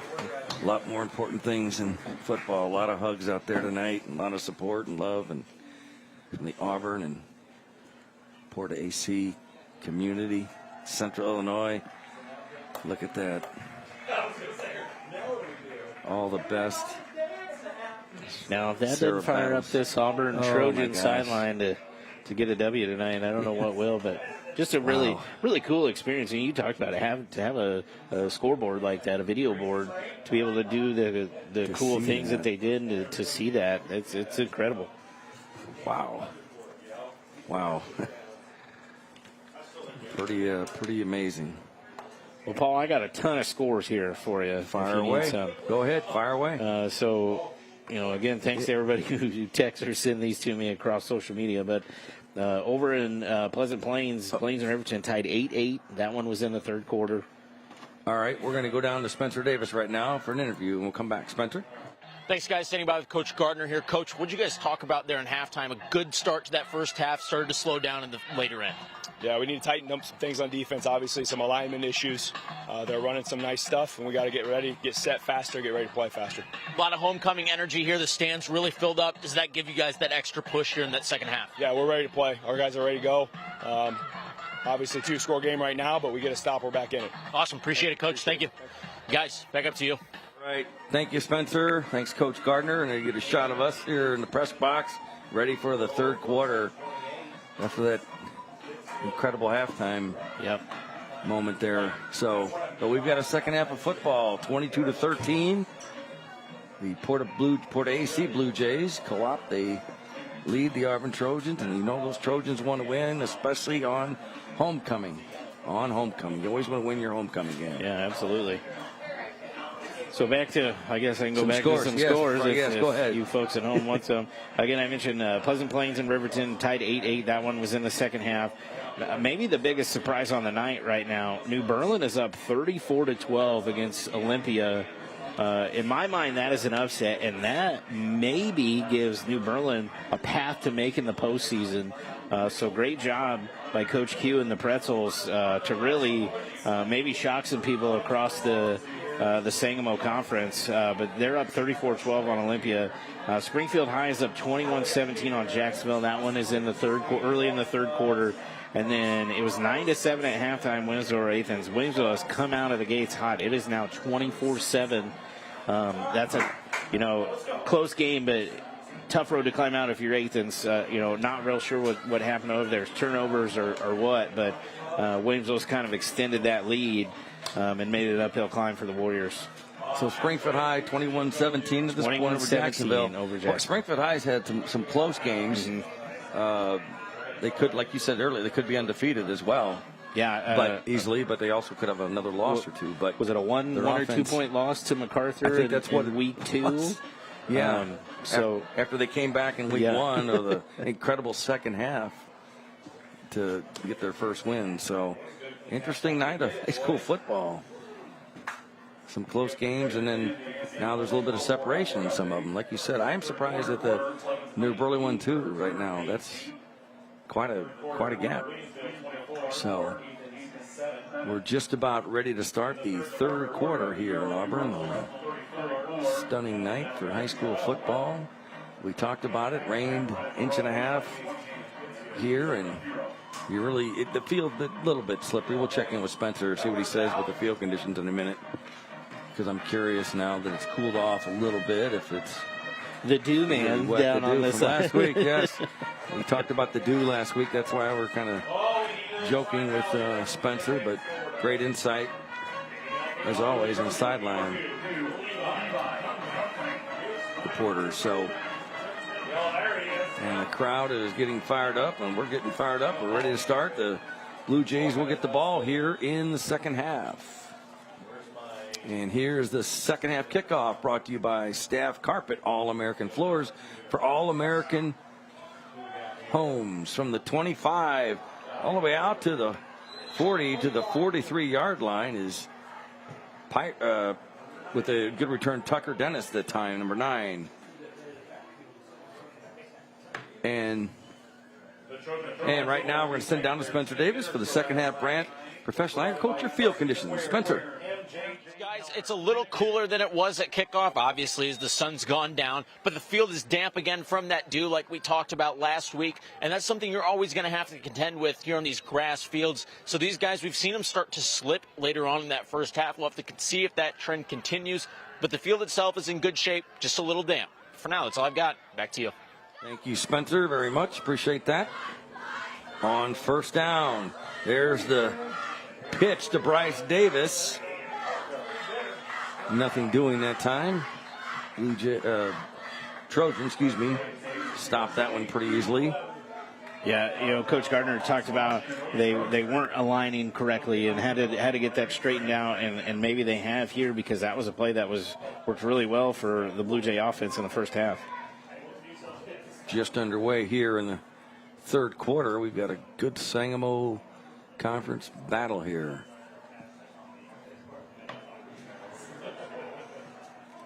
Homecoming for Auburn. McAnally from the gun. Pitches it to the man in motion. He's got some room. Bryce Davis goes wide, cross midfield, 40, down the sidelines, and he's out of bounds. Brought out of bounds at the 30. So that's a Brant Professional Agriculture first down for Porta AC, and then some.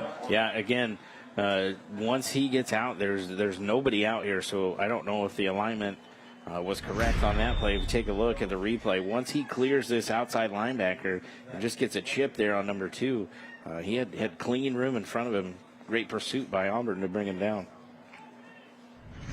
The Porta AC offensive line does a good job. Big reason why the Blue Jays have had success running the ball this season. 1st and 10 from the Trojan 30. Todd keeps it himself. Good fake by McAnally, yeah. Didn't get too much. Gets to about the 28. Thought he might get more, but it was a good fake.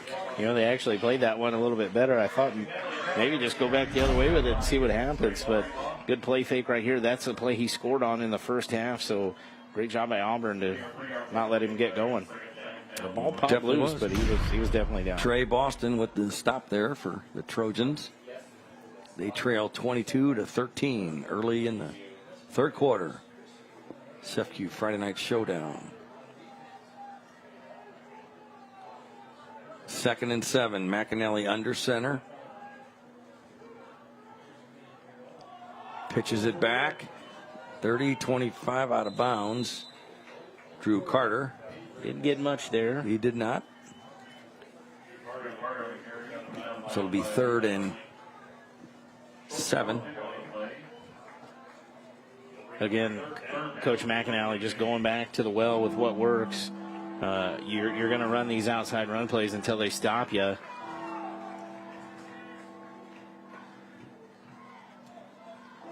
Big 3rd down. So we'll call it 3rd and 7. It is a big 3rd down for the Blue Jays.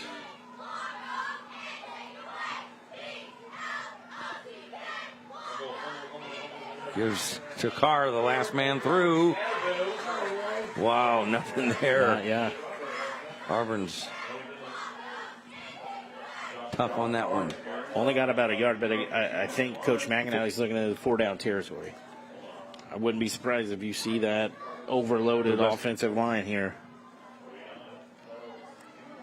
So 4th and 5 for the Porta AC Blue Jays.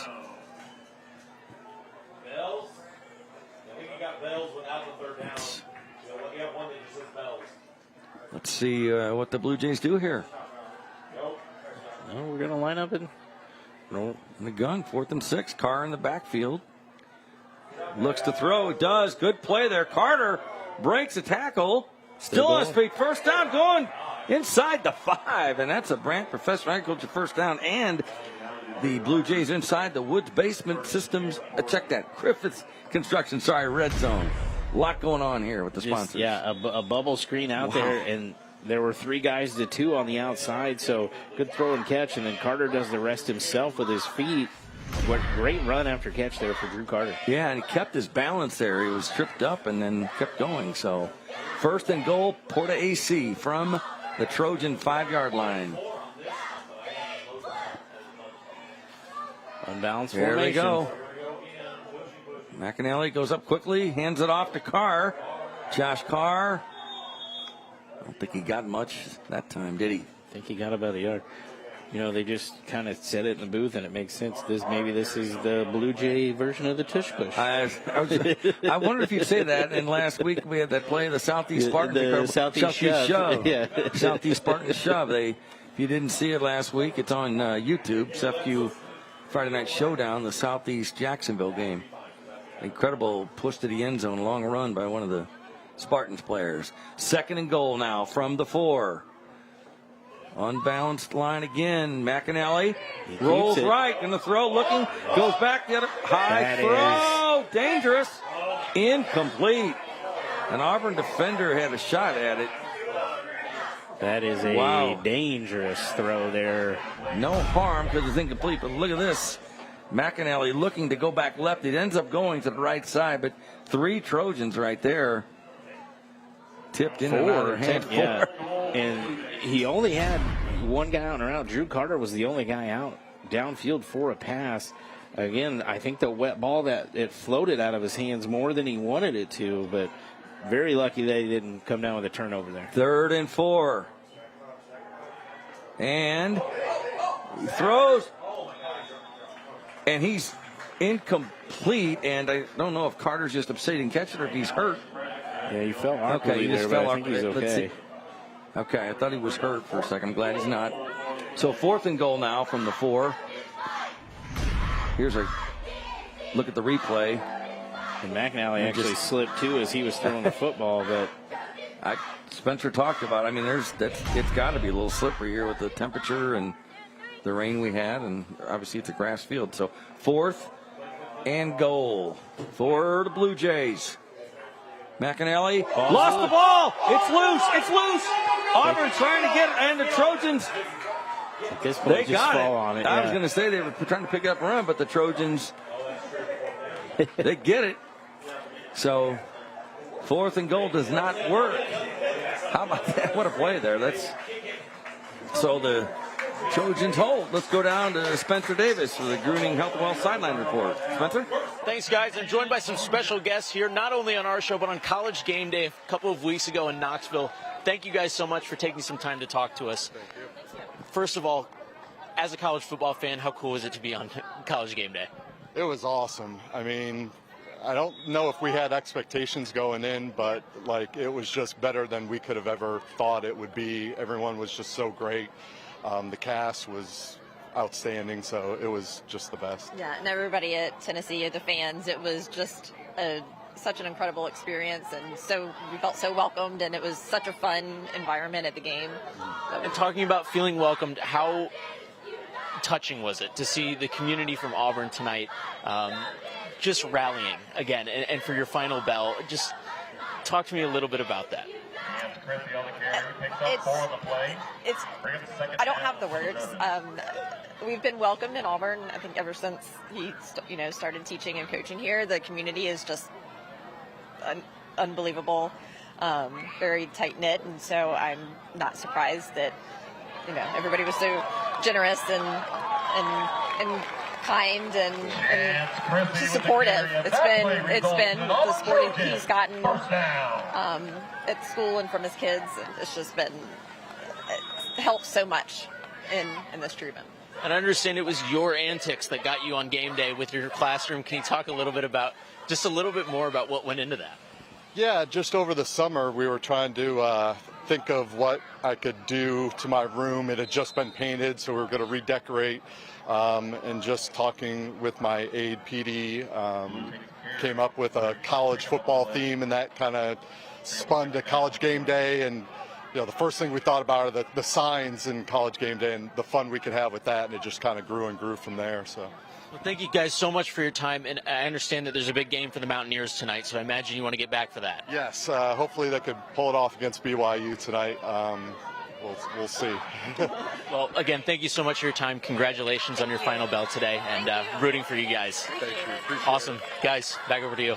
All right, great job, Spencer. Thank you very much, Josh and Sarah Holman. And, if you didn't catch that earlier, that Josh Holman is a diehard West Virginia Still got some fan, time, though. Hang in here, Josh. Yes, Sarah, we'll get you out of here, but yeah. we got ourselves a ball game here. And Sarah rang that bell, her final treatment today. That is awesome. A Brant professional agriculture first down, and on first down, the Trojans keep it on the ground, and the Blue Jays are more than happy to stop that play.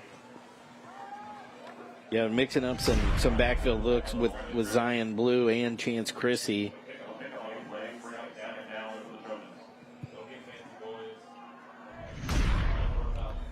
So 2nd and 10, no gain there for Auburn. They trail 22-13, 5:33 left in the third.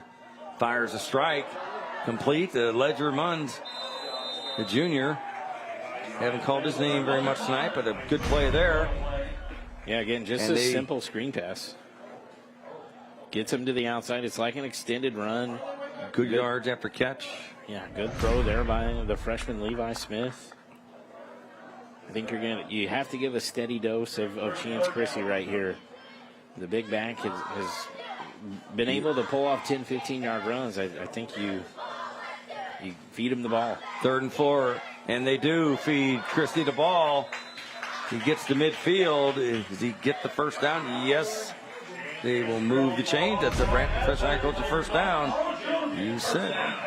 Again, he doesn't look very big, but man, he runs with attitude and force and gets behind his pads and does enough here for the Trojans to get the first down on that big 3rd down run. Keep this drive alive.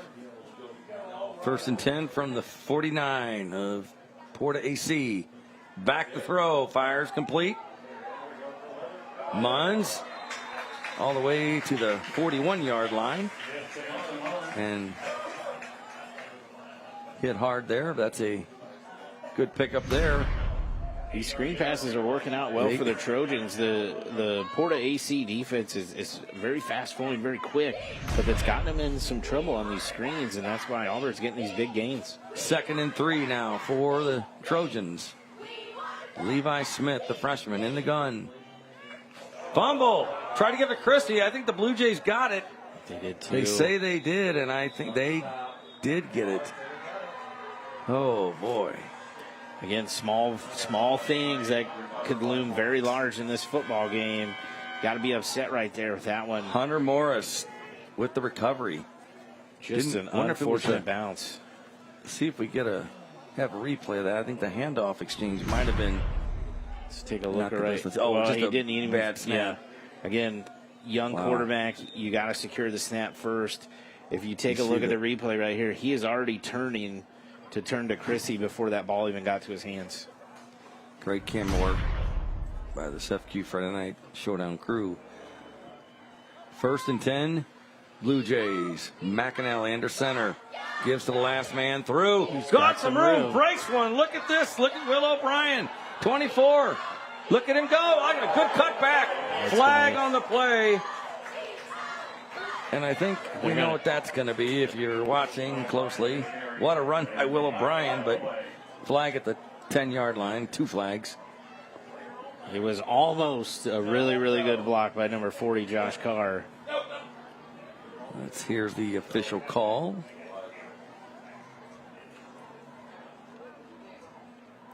I think it was, like you said, a block.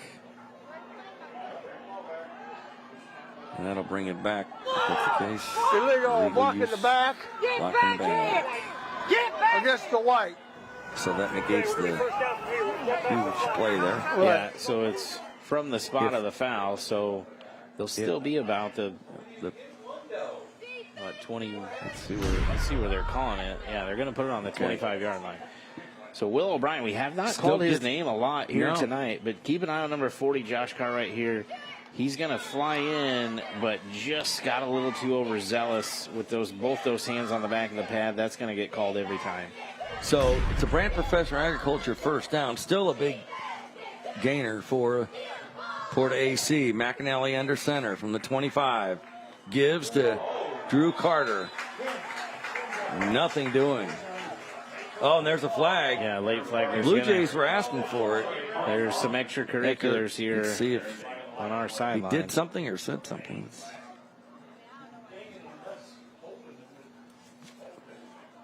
The Blue Jays were more than happy to let the officials know about something. Let's see. I didn't see it. I saw it late. Yep, we got a personal foul. I got to turn around, Yep. Number 8, blue. Auburn, so that's tough. Coach Gardner not happy about that. And no, especially after you get the stop, the big stop, and then it's, I believe it's on number 8 for the Trojans,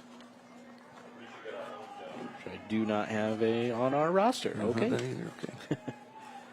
So 3:46 to go here in the third quarter. 1st and 10 from the 12, and the Blue Jays are inside the Griffiths Construction red zone. You call Griffiths, you get Griffiths. Back to throw. McAnally has time, rolls right, fires it, got his man complete at the 5, trying to get in the end zone. He get in. He got in. And that's a touchdown, a Suffolk touchdown. Bryce Davis, the junior. So Porta adds to its lead. Yeah, great throw, great protection up front from McAnally to really survey the field and then delivered a nice strike to the outside. Take a look at the replay. Rolled a little bit, but flipped it out there to Davis, and he was able to sneak in the end zone. So 28-13, Porta, AC. And he will go for the conversion, a 2-point conversion. As they have all night. McAnally quickly under center. Hands off to Carr, and he is in. So 30-13. We'll take a break. You're watching SFQ Friday Night Showdown on CW23. Back with more from Auburn in just a minute.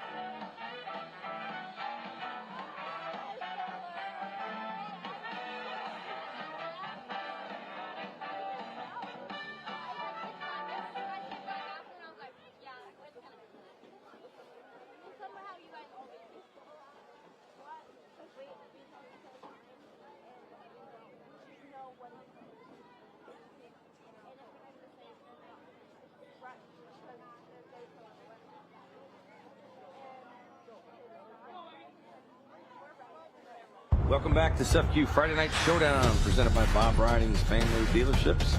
I'm Paul Waffle, alongside Adam Anderson, Spencer Davis, our sideline reporter, and the entire SFQ Friday Night Showdown crew. And I believe that was a Dave Bates sighting there. Was it? I think that was Coach Bates, the longtime coach. I know he likes to sit in that corner of the end zone now that he's a retired man, but yes. I believe it was a Dave Bates sighting. I think now he's going to take a seat here and once those Trojans come back. And here is a staff carpet kickoff, a booming kickoff by the Blue Jays at the 5 to the 20. Still on his feet is Piper, cuts back. Wow, and he is hit hard and brought down at the 25-yard line. He is tough. He is a tough young man. Yeah, took some hits there. Hunter Piper, there's Coach. There's a Bates on the left. Oh, he's trying to hide. He's trying to hide. The Coach Marcelia, and then you got director Seth McCoy. But yeah, there he is. There's the great legend guy himself. He is. Hey Dave. Hey Coach. I'm sure he's getting somebody's some text now. Look at him. What's going on TV. Great guy. Yeah, great guy. He's a great one. One of the first coaches I met when I moved to Springfield, started Channel 20 in 1987. So, all right, on first down, there's the pitch. Back.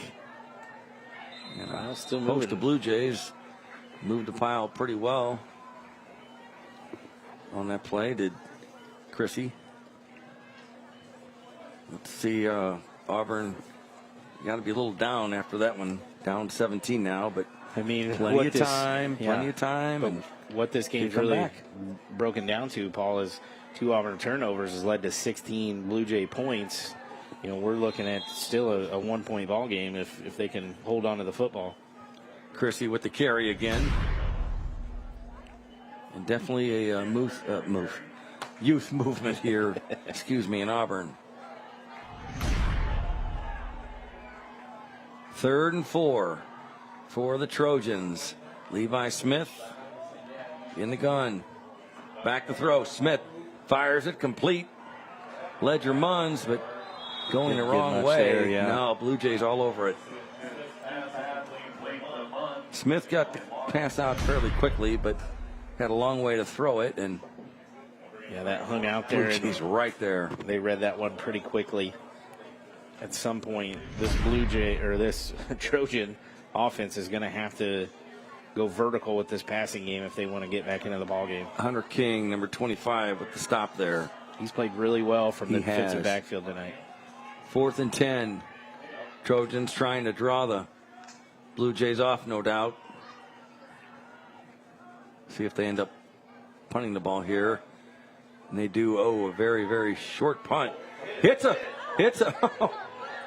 live ball. Hit a Blue Jay player, and Auburn could have gotten on that. Well, and I'll even go this far as Drew Carter stuck his hands out because he didn't know if it hit him or not. They're still going to say it didn't. Yeah, I think that's, wow. Auburn could have had that. That was a short punt. They barely got it off. Yeah. Well, here's the replay, and watch what. I think there was some miscommunication in the backfield, too, because the upback almost ran into the punter. Did it hit Drew Carter? No, he stuck his hands out. And I don't know if it hit him or not. But then right here as he dives forward, it's still not something I'd want to.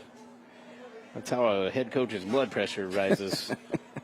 One of the ways, right? 1:24 left in the third. First down and 10 from the 47 of Auburn. McAnally. Hands off the car. Gets to the 45. Yeah, now maybe you play a little ball control and just keep the Auburn offense on the sideline and try to control this football game. They've got the guy in Carr and O'Brien back there. I've seen Drew Carter carry the ball a few times. Even Bryce Davis has got in. This would be a huge win for Porta. We talked about that for Porta AC if they can go to 3-3. Second down and 8. Carr again. No. Check that. That's Carter. Drew Carter with the carry. Getting a little bit slippery down there. Take a look at. He tries to turn it up here on this run, and just the footing isn't there. Haven't had to say that a lot this year. So next week's game, is it Decatur St. Teresa? St. Teresa. Grass or turf? It is turf. Turf. Okay, that's turf. Yes. Redid the stadium back there. If you've ever been to St. Teresa, it's a very tight-knit, intimate environment, and that is one of a true showdown. That is a rival.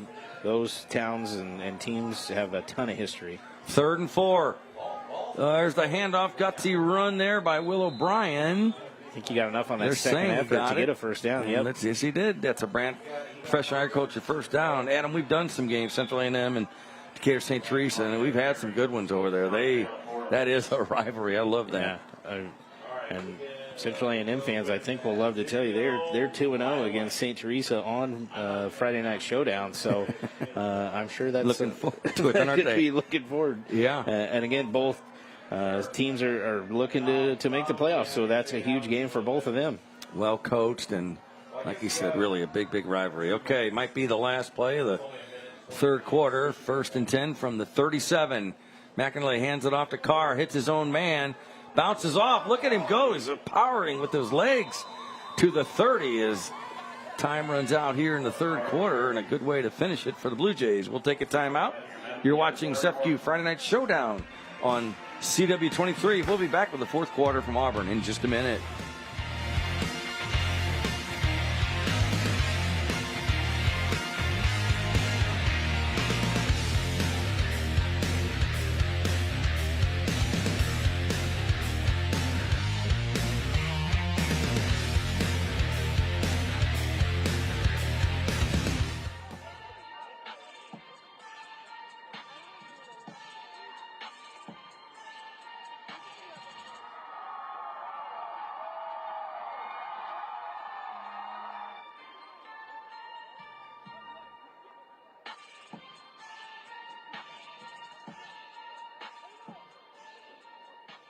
After starting the season 1-3, the team rebounded behind the prophet and head coach Dave Bates to go on a 9-game winning streak and to the state title game.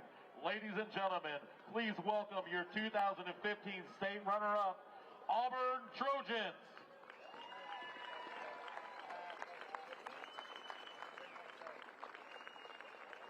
Dave Bates, please lead them onto the field, your Auburn Trojans.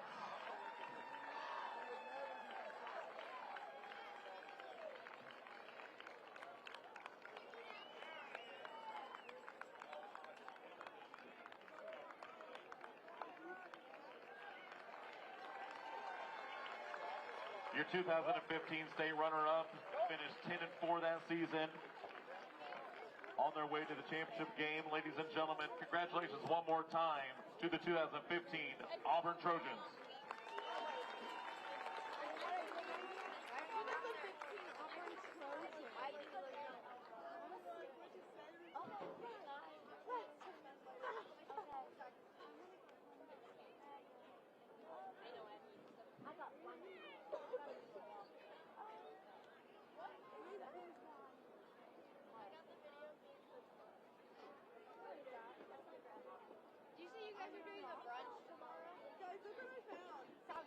Welcome back to SEFCU Friday Night Showdown, presented by Bob Riding's family of dealerships. We are ready for fourth quarter action here in Auburn. They just recognized and acknowledged and honored the 2015 Auburn Trojan State runner-up football team. They made it to the state championship game. On 2nd and 6 for the Blue Jays, McAnally hands off, cuts back to Carter and thought he might get some. I think he slipped a little bit there too, the 30. I got to ask Spencer if it is getting slippier down there. That's with the temperature dropping, of course, a little bit, and he all that rain earlier. He cuts back here, and I think it's just maybe the tackle might down too. But I don't think there's a ton of footing on this grass field right now. 3rd and 4 for the Blue Jays. They lead 30-13. They've had a good second half. The Blue Jays have. Full backfield. McAnally going to throw, though. Going to the end zone. Caught it. And is he at the 1? Is he in? I think he's about that 2-yard line. 2-yard line. Yep. How about that? Wow, what a catch there. He had 3 in the backfield, and nice timing, playing a nice very well movement covered there. Too, at the 2, and that's a first Brand Professional Agriculture first down for Logan Baker and the Blue Jays. They're also inside the Griffith Construction red zone. So 1st and goal, Porta AC. Great throw by McAnally. From the 1, that was. And a good catch by Baker. On 1st down and goal. I think the Blue Jays are in. O'Brien. And that's a SEFCU touchdown for Porta AC. 36-13. Again, another good response here by the Blue Jay offense. Really have played well here in this second half. They have, and I'd like the fact they mixed it up there with that nice pass on the play before that. Yeah, haven't had a ton of me honest, drop back passes here tonight. A lot of mid-play action. The Blue Jays will go for 2, like they always do. 36-13. Porta AC, here we go. McAnally hands off to O'Brien, sorry. And he's in? He's in there. 38-13, the Blue Jays lead here. And right now, you know what we're going to do? We're going to take a look at the fan cam, the Smart Local 218 fan cam. Adam, there we go. Somebody's got their Illini shirt on. They got Purdue tomorrow, right? Purdue tomorrow. It's a they good got to one. win that one. They got to win that. And then next week, Ohio State comes to Champaign, October 11th. There you see a shot of Sarah Holman. All the best to her, and battles cancer, and her last treatment today. Rang that bell. There's a shot of the concession stand here. I'm getting hungry. They got some good food there and a good crowd. The Blue Jay fans across this side, they're very happy right now. They sure are. Have distanced themselves, and they took a big shot. And you get a shot. There was one of the end zones there. Coach Carlicker, Coach Torrey Points down there. Wow. Dave Bates might still be sitting down. He didn't want to get up to be recognized. I think he got standing up now. He's out of the chair, but really just a great community. Always love coming. Let's check in with Spencer Davis for the Gruening Health and Wealth Sideline Report. Spencer. Hey guys, we keep talking about the grass and what it's doing to this game.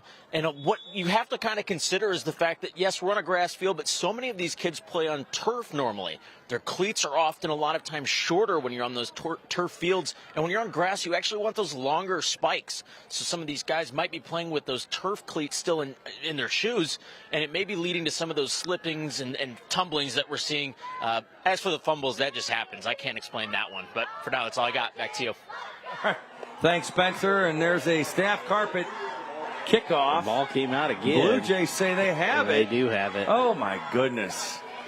Boy, things not going well for the Auburn Trojans here. I'm not sure where the ball came out either, but take a look.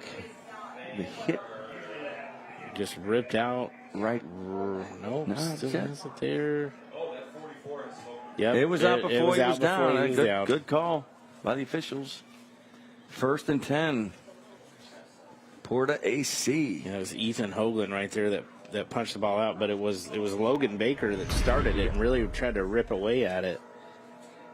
Got a player being looked at on the field here. Officials timeout. 10:43 to go in the 4th. 38-13. We'll let you know if we have any other scores. Coach Gardner out there, and so one of the Trojans shook up, and I think he's. Yeah, I think that's Hunter Piper, so hopefully he's okay. So 38-13, the Blue Jays really pouring it on the Trojans here in the second half. We're going to take a timeout. Back with more SFU Friday Night Showdown in just a minute.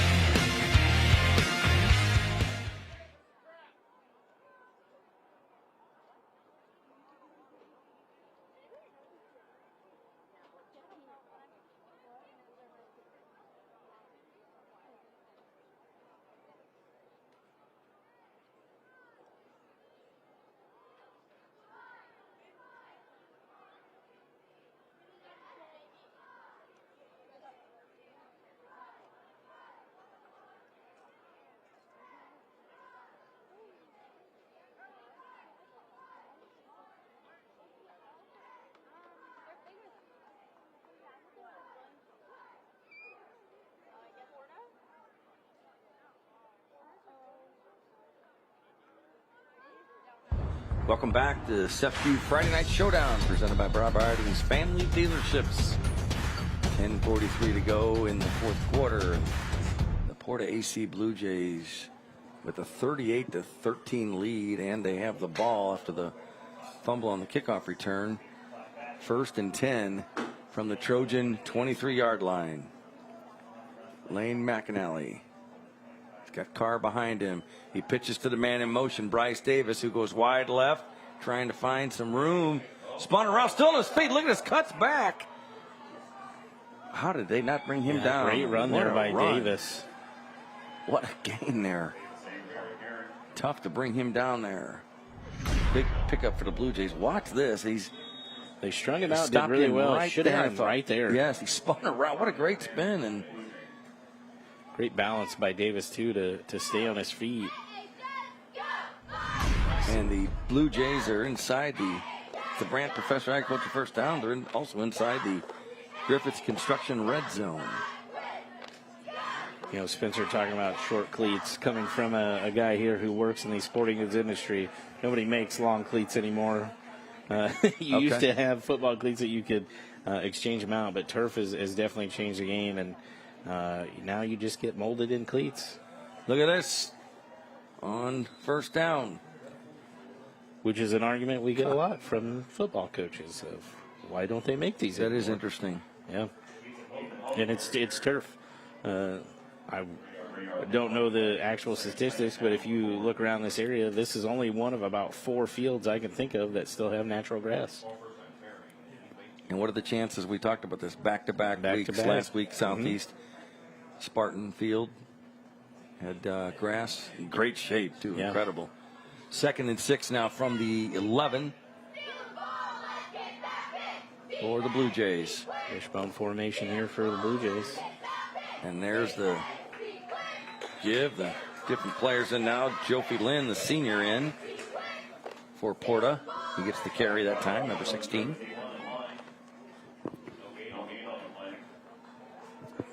Just need to chew some clock up here. Take their time. 3rd and 6, we'll call it. Another great job tonight by the FQ Friday Night Showdown crew. Appreciate that. They come here early, set up all the cords, cameras. Set up today in the rain a little bit. Yeah, I saw some video that it was a downpour. So McAnally under center, pitches back, and inside the 5 to the 2-yard line. The Blue Jays just slowly marching toward that end zone, and you see Carr. Check that. That's not Carr. Is that Carter? Drew Carter with the carry. That's a Brant Professional Agriculture first down, so it's 1st and goal for Porta. Don't be shocked if you see an unbalanced formation here as they come out near the goal line. I won't be. Sure has quieted down here on the Auburn side. 1st and goal from the 1. And there's the give to number 44. So the Blue Jays really mixing it up. And that time, Ethan Hoagland, the junior, 5'11", 234 pounds, barrels in. And that's a CEFQ touchdown. Hoagland is the one that caused the fumble on the kickoff return. And they pay him back by letting him carry it in the end zone. That's a large fullback back in the backfield. Wow. And Port AC will go for 2.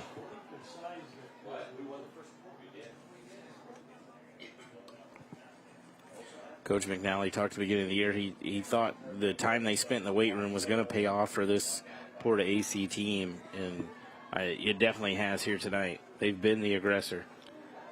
No doubt about it. Flag before the ball is snapped.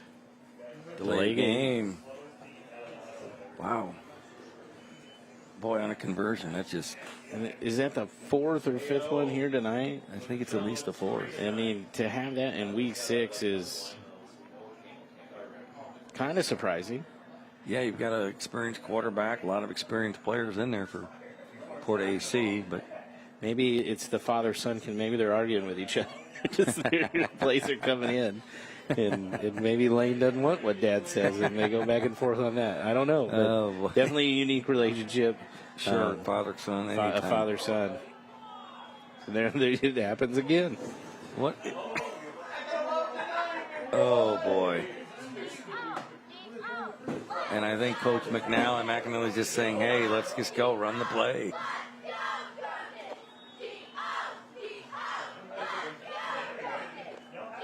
From the gun, long conversion try. There he is, the pitch, wide right. Look at this, going to cut back. Oh, stopped at the 2. And Deacon Stroop, the junior, 5'10", 180, gets the carry that time. He's limping a little bit. A flag came out. It's got to be holding. It came out very late. I'm sure this is going to get declined. We're going to go to the kickoff. Against the offense. Penalties decline. There it is. The try's no good. Set in. Go to the kickoff. So, and hey, Adam, we'd like to thank Jimmy John's for providing tonight's meal for the crew. Jimmy John's, the sandwich of sandwiches. There's the crew. Look at that.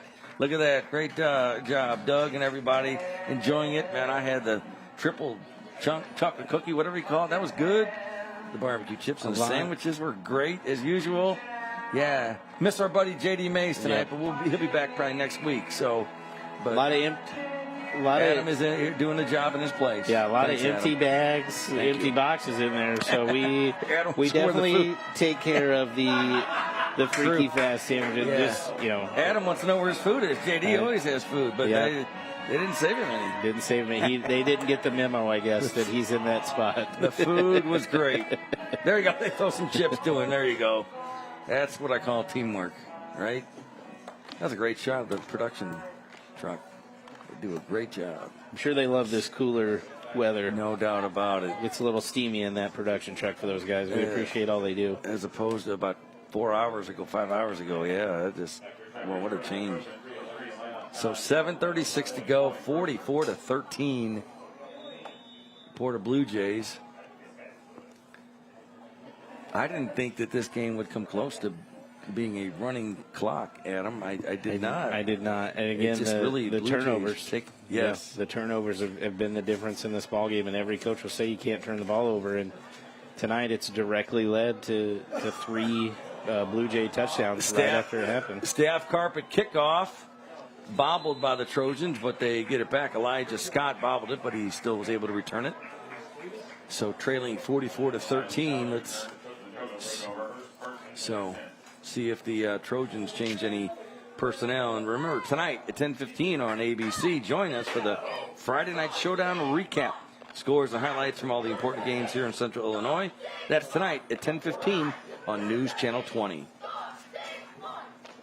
They'll have all the scores and highlights from all the games across Central Illinois. A lot of them tonight. 10:15. 7:30 left. And, of course, at the end of this one, we'll have the presentation of the Sefke Friday Night Showdown Trophy and the Player of the Game award. A lot of candidates for that. So 1st and 10 from their own 25-yard line. The Auburn Trojans having a tough second half here on homecoming. Yeah, the 2 games we talked about in our pregame show with Sammy St. Jean, Williamsville all over Athens, 45-14. They really exploded there in the second half. And then Springfield High does get win number 5 there, 28-17 over Jacksonville. Huge win for Springfield High, tough loss for the Crimsons. So Jacksonville falls to 3-3. 3-3, so they're 500. Yeah. I believe they still have to play Chatham yet. They do, because we're doing that. The Springfield High? No, Jacksonville. Sorry, I think Jacksonville still has to play Chatham as well. On 2nd down. Following his blockers, 1st down and then some. Nice run. Lucas Kinney.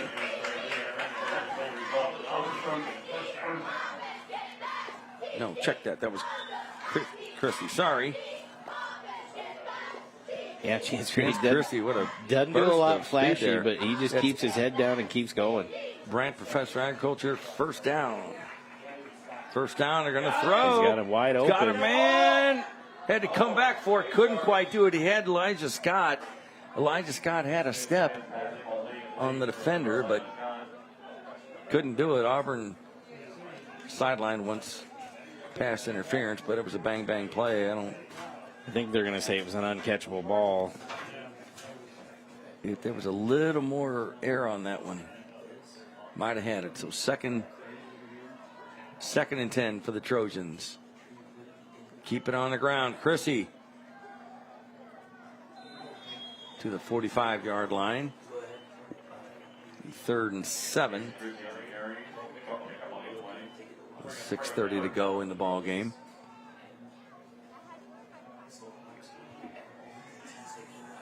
Yeah, clock is their enemy, so they're going to run with a little bit more pace than they normally do. You get a good look at the Porta AC sideline. Some of the coaches there. 3rd and 8.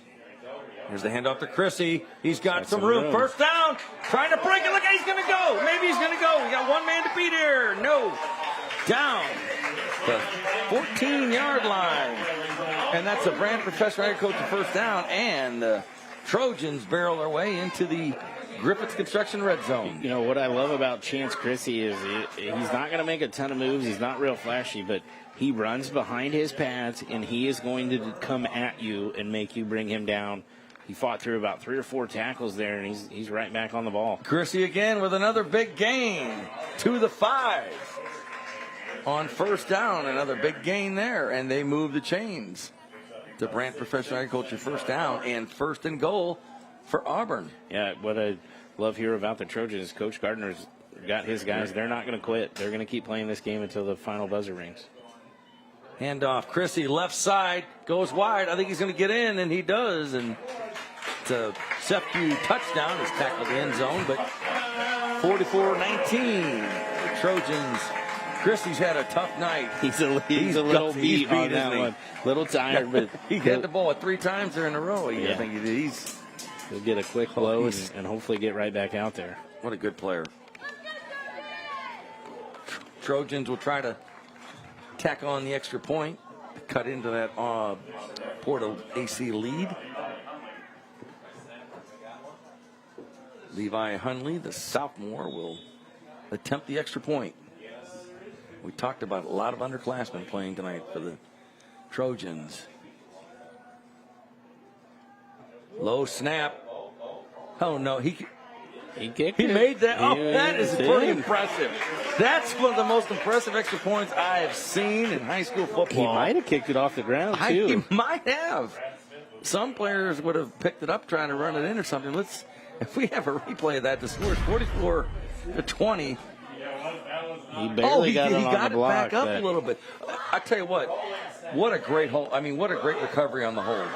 What a great recovery on the hold on that play. Yeah, Trey Boston.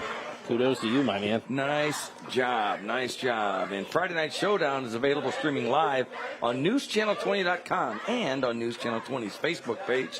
You can also find a link to complete game videos from this season on newschannel20.com.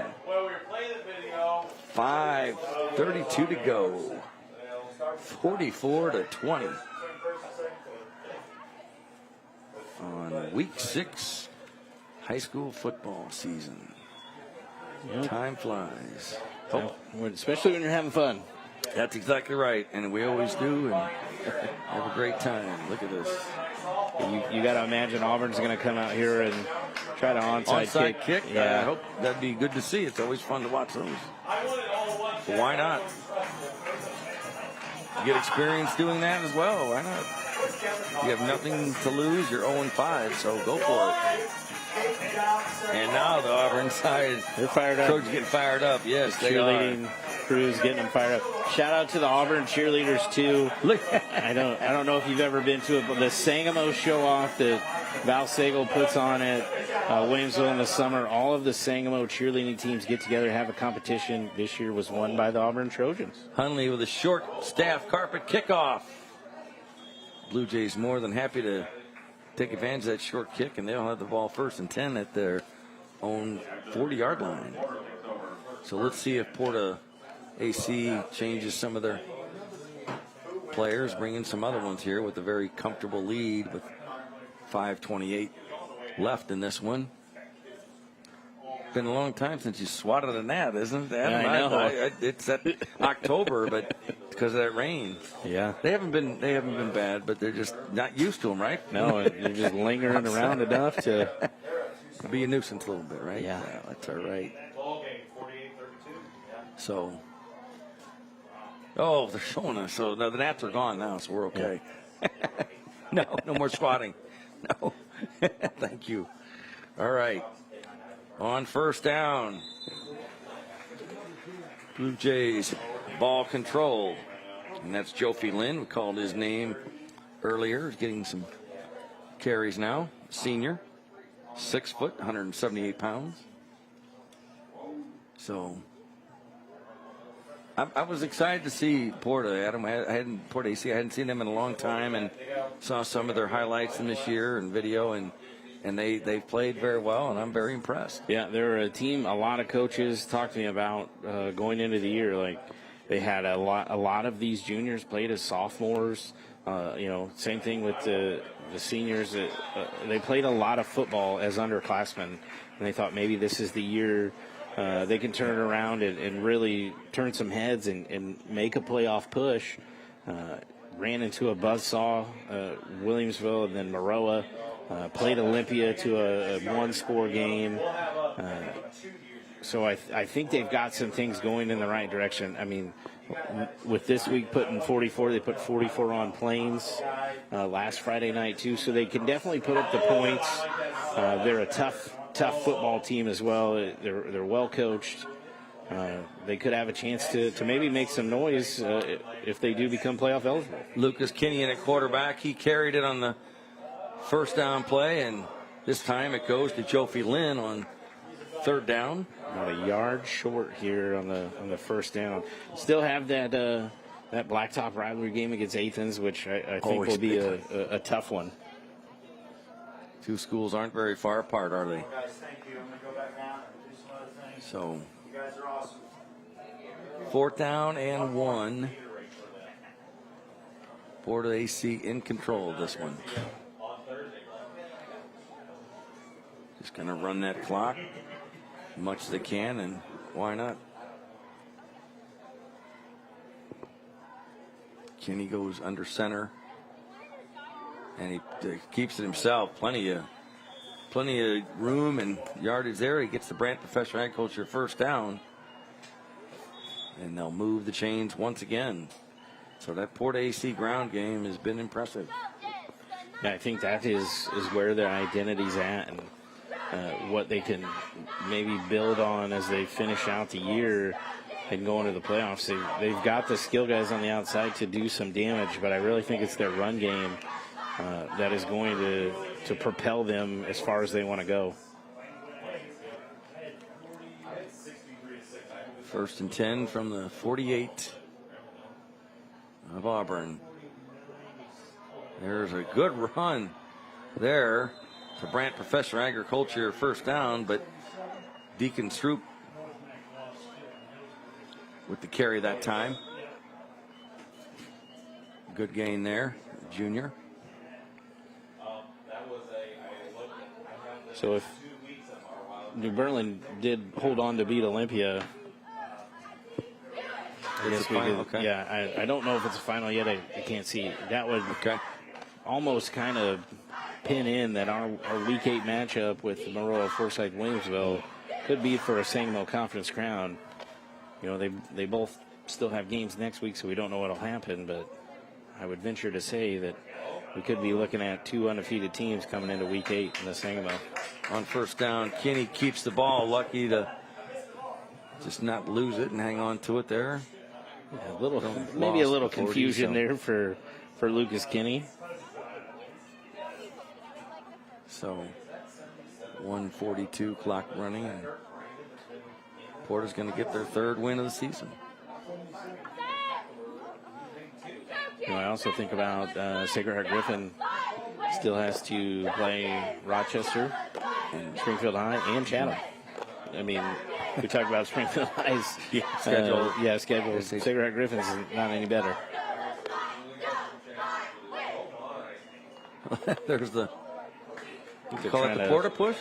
No, Porta AC push now. Now 110, maybe another play or so, play or two. And yeah, I think we'll have to run one more play after this. Auburn is had a lot of good moments tonight. They don't look like I said, they don't look like an 0-5 team. No, I would say it's very deceiving, their record. They're very young, again, and yes, they're starting to put some good things together, and we got to see that here tonight. Just some untimely turnovers, and then some big impact plays right after those turnovers. Did they throw a flag or no? I don't think they did. I don't think that's going to be it. That'll do her. Time will run out. So we still have the SEPQ Friday Night Showdown Trophy presentation and the Orthopedic Center of Illinois Player of the Game to let you know about. That's what we have left here. So as time is going to run out here in Auburn, and a lot of fight from these Trojans. They were in that football game until the second half, and again, those back-to-back turnovers really just kind of did them in. And 44-20 our final. We'll take a break. Back with more from Auburn. Just a minute.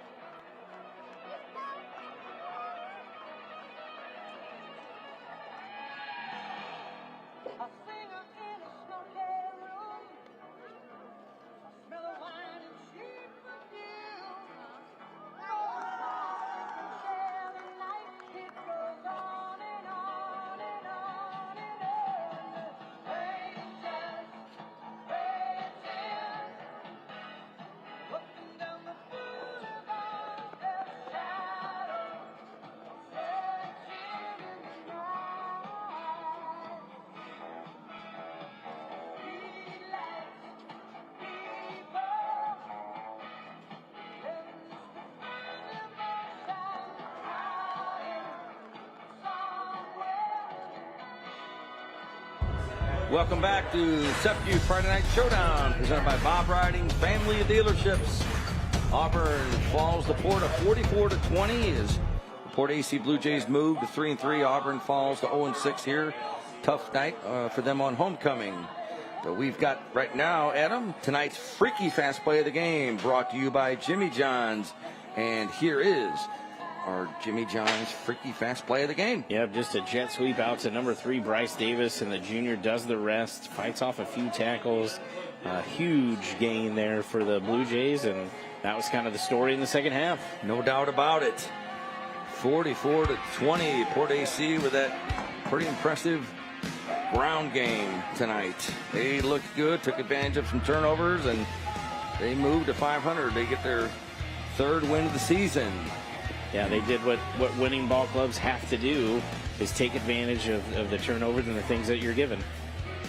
And tonight's player of the game, brought to you by the Orthopedic Center of Illinois, is none other than number 15 for the Port AC Blue Jays. Lane McAnally kind of engineered this Blue Jay offense all night, had a rushing touchdown, had a few throwing as well, and really steered his team in the right direction.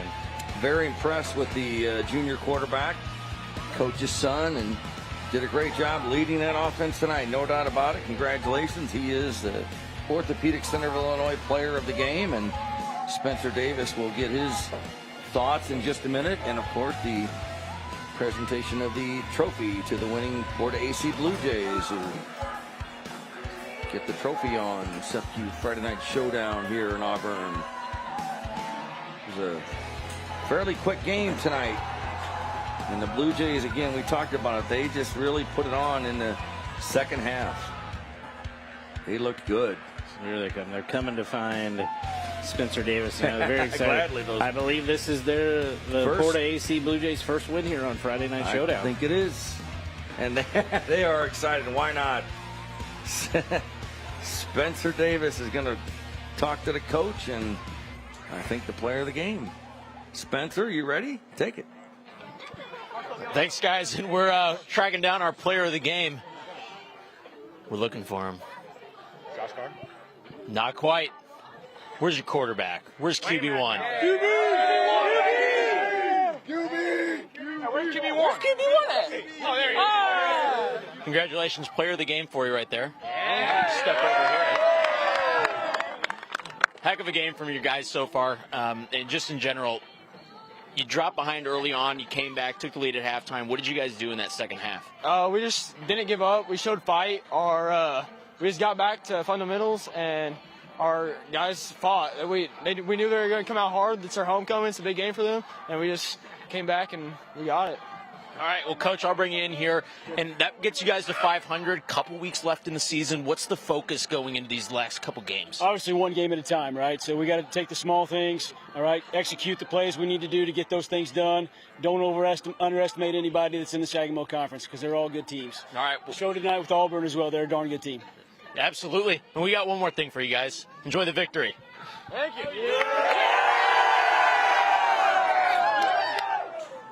Congratulations to the Porta AC Blue Jays and to Lane McAnally, Orthopedic Center player of the game.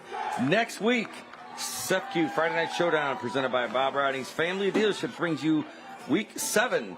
We'll be in Decatur as the St. Teresa Bulldogs take on those Central A&M Raiders. That's next Friday night right here on CW23. I want to thank all of our sponsors and promotional consideration tonight.